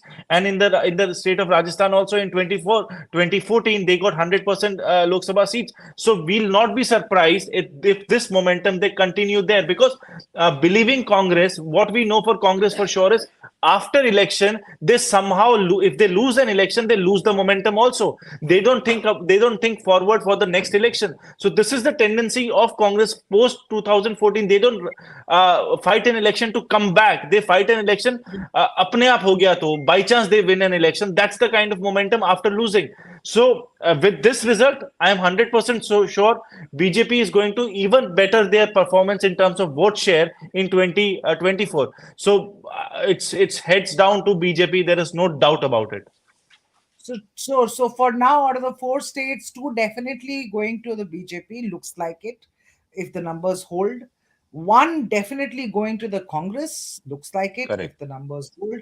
And 1 may go down to the wire with an edge to the BJP now, as opposed to the exit polls, which had given it away to the Congress. So interesting outcomes for the day. So I'm going to let things settle down now. I'm going to call it a goodbye, viewers, and then we're going to come back again at 5 o'clock when we have solid numbers and figure out how this entire match of 4 states is going to determine what happens in 2024. What are the big things to watch out for from these elections? The big verdict of 2023, impact on 2024, and the key takeaways from this election verdict. Thank you so much for joining us. Thank you, viewers, for watching this broadcast. Thank you for joining us, Thank Manasvi, you. Ajit, staying with us for so long. Do join us again at 5 p.m. See you then. Bye bye.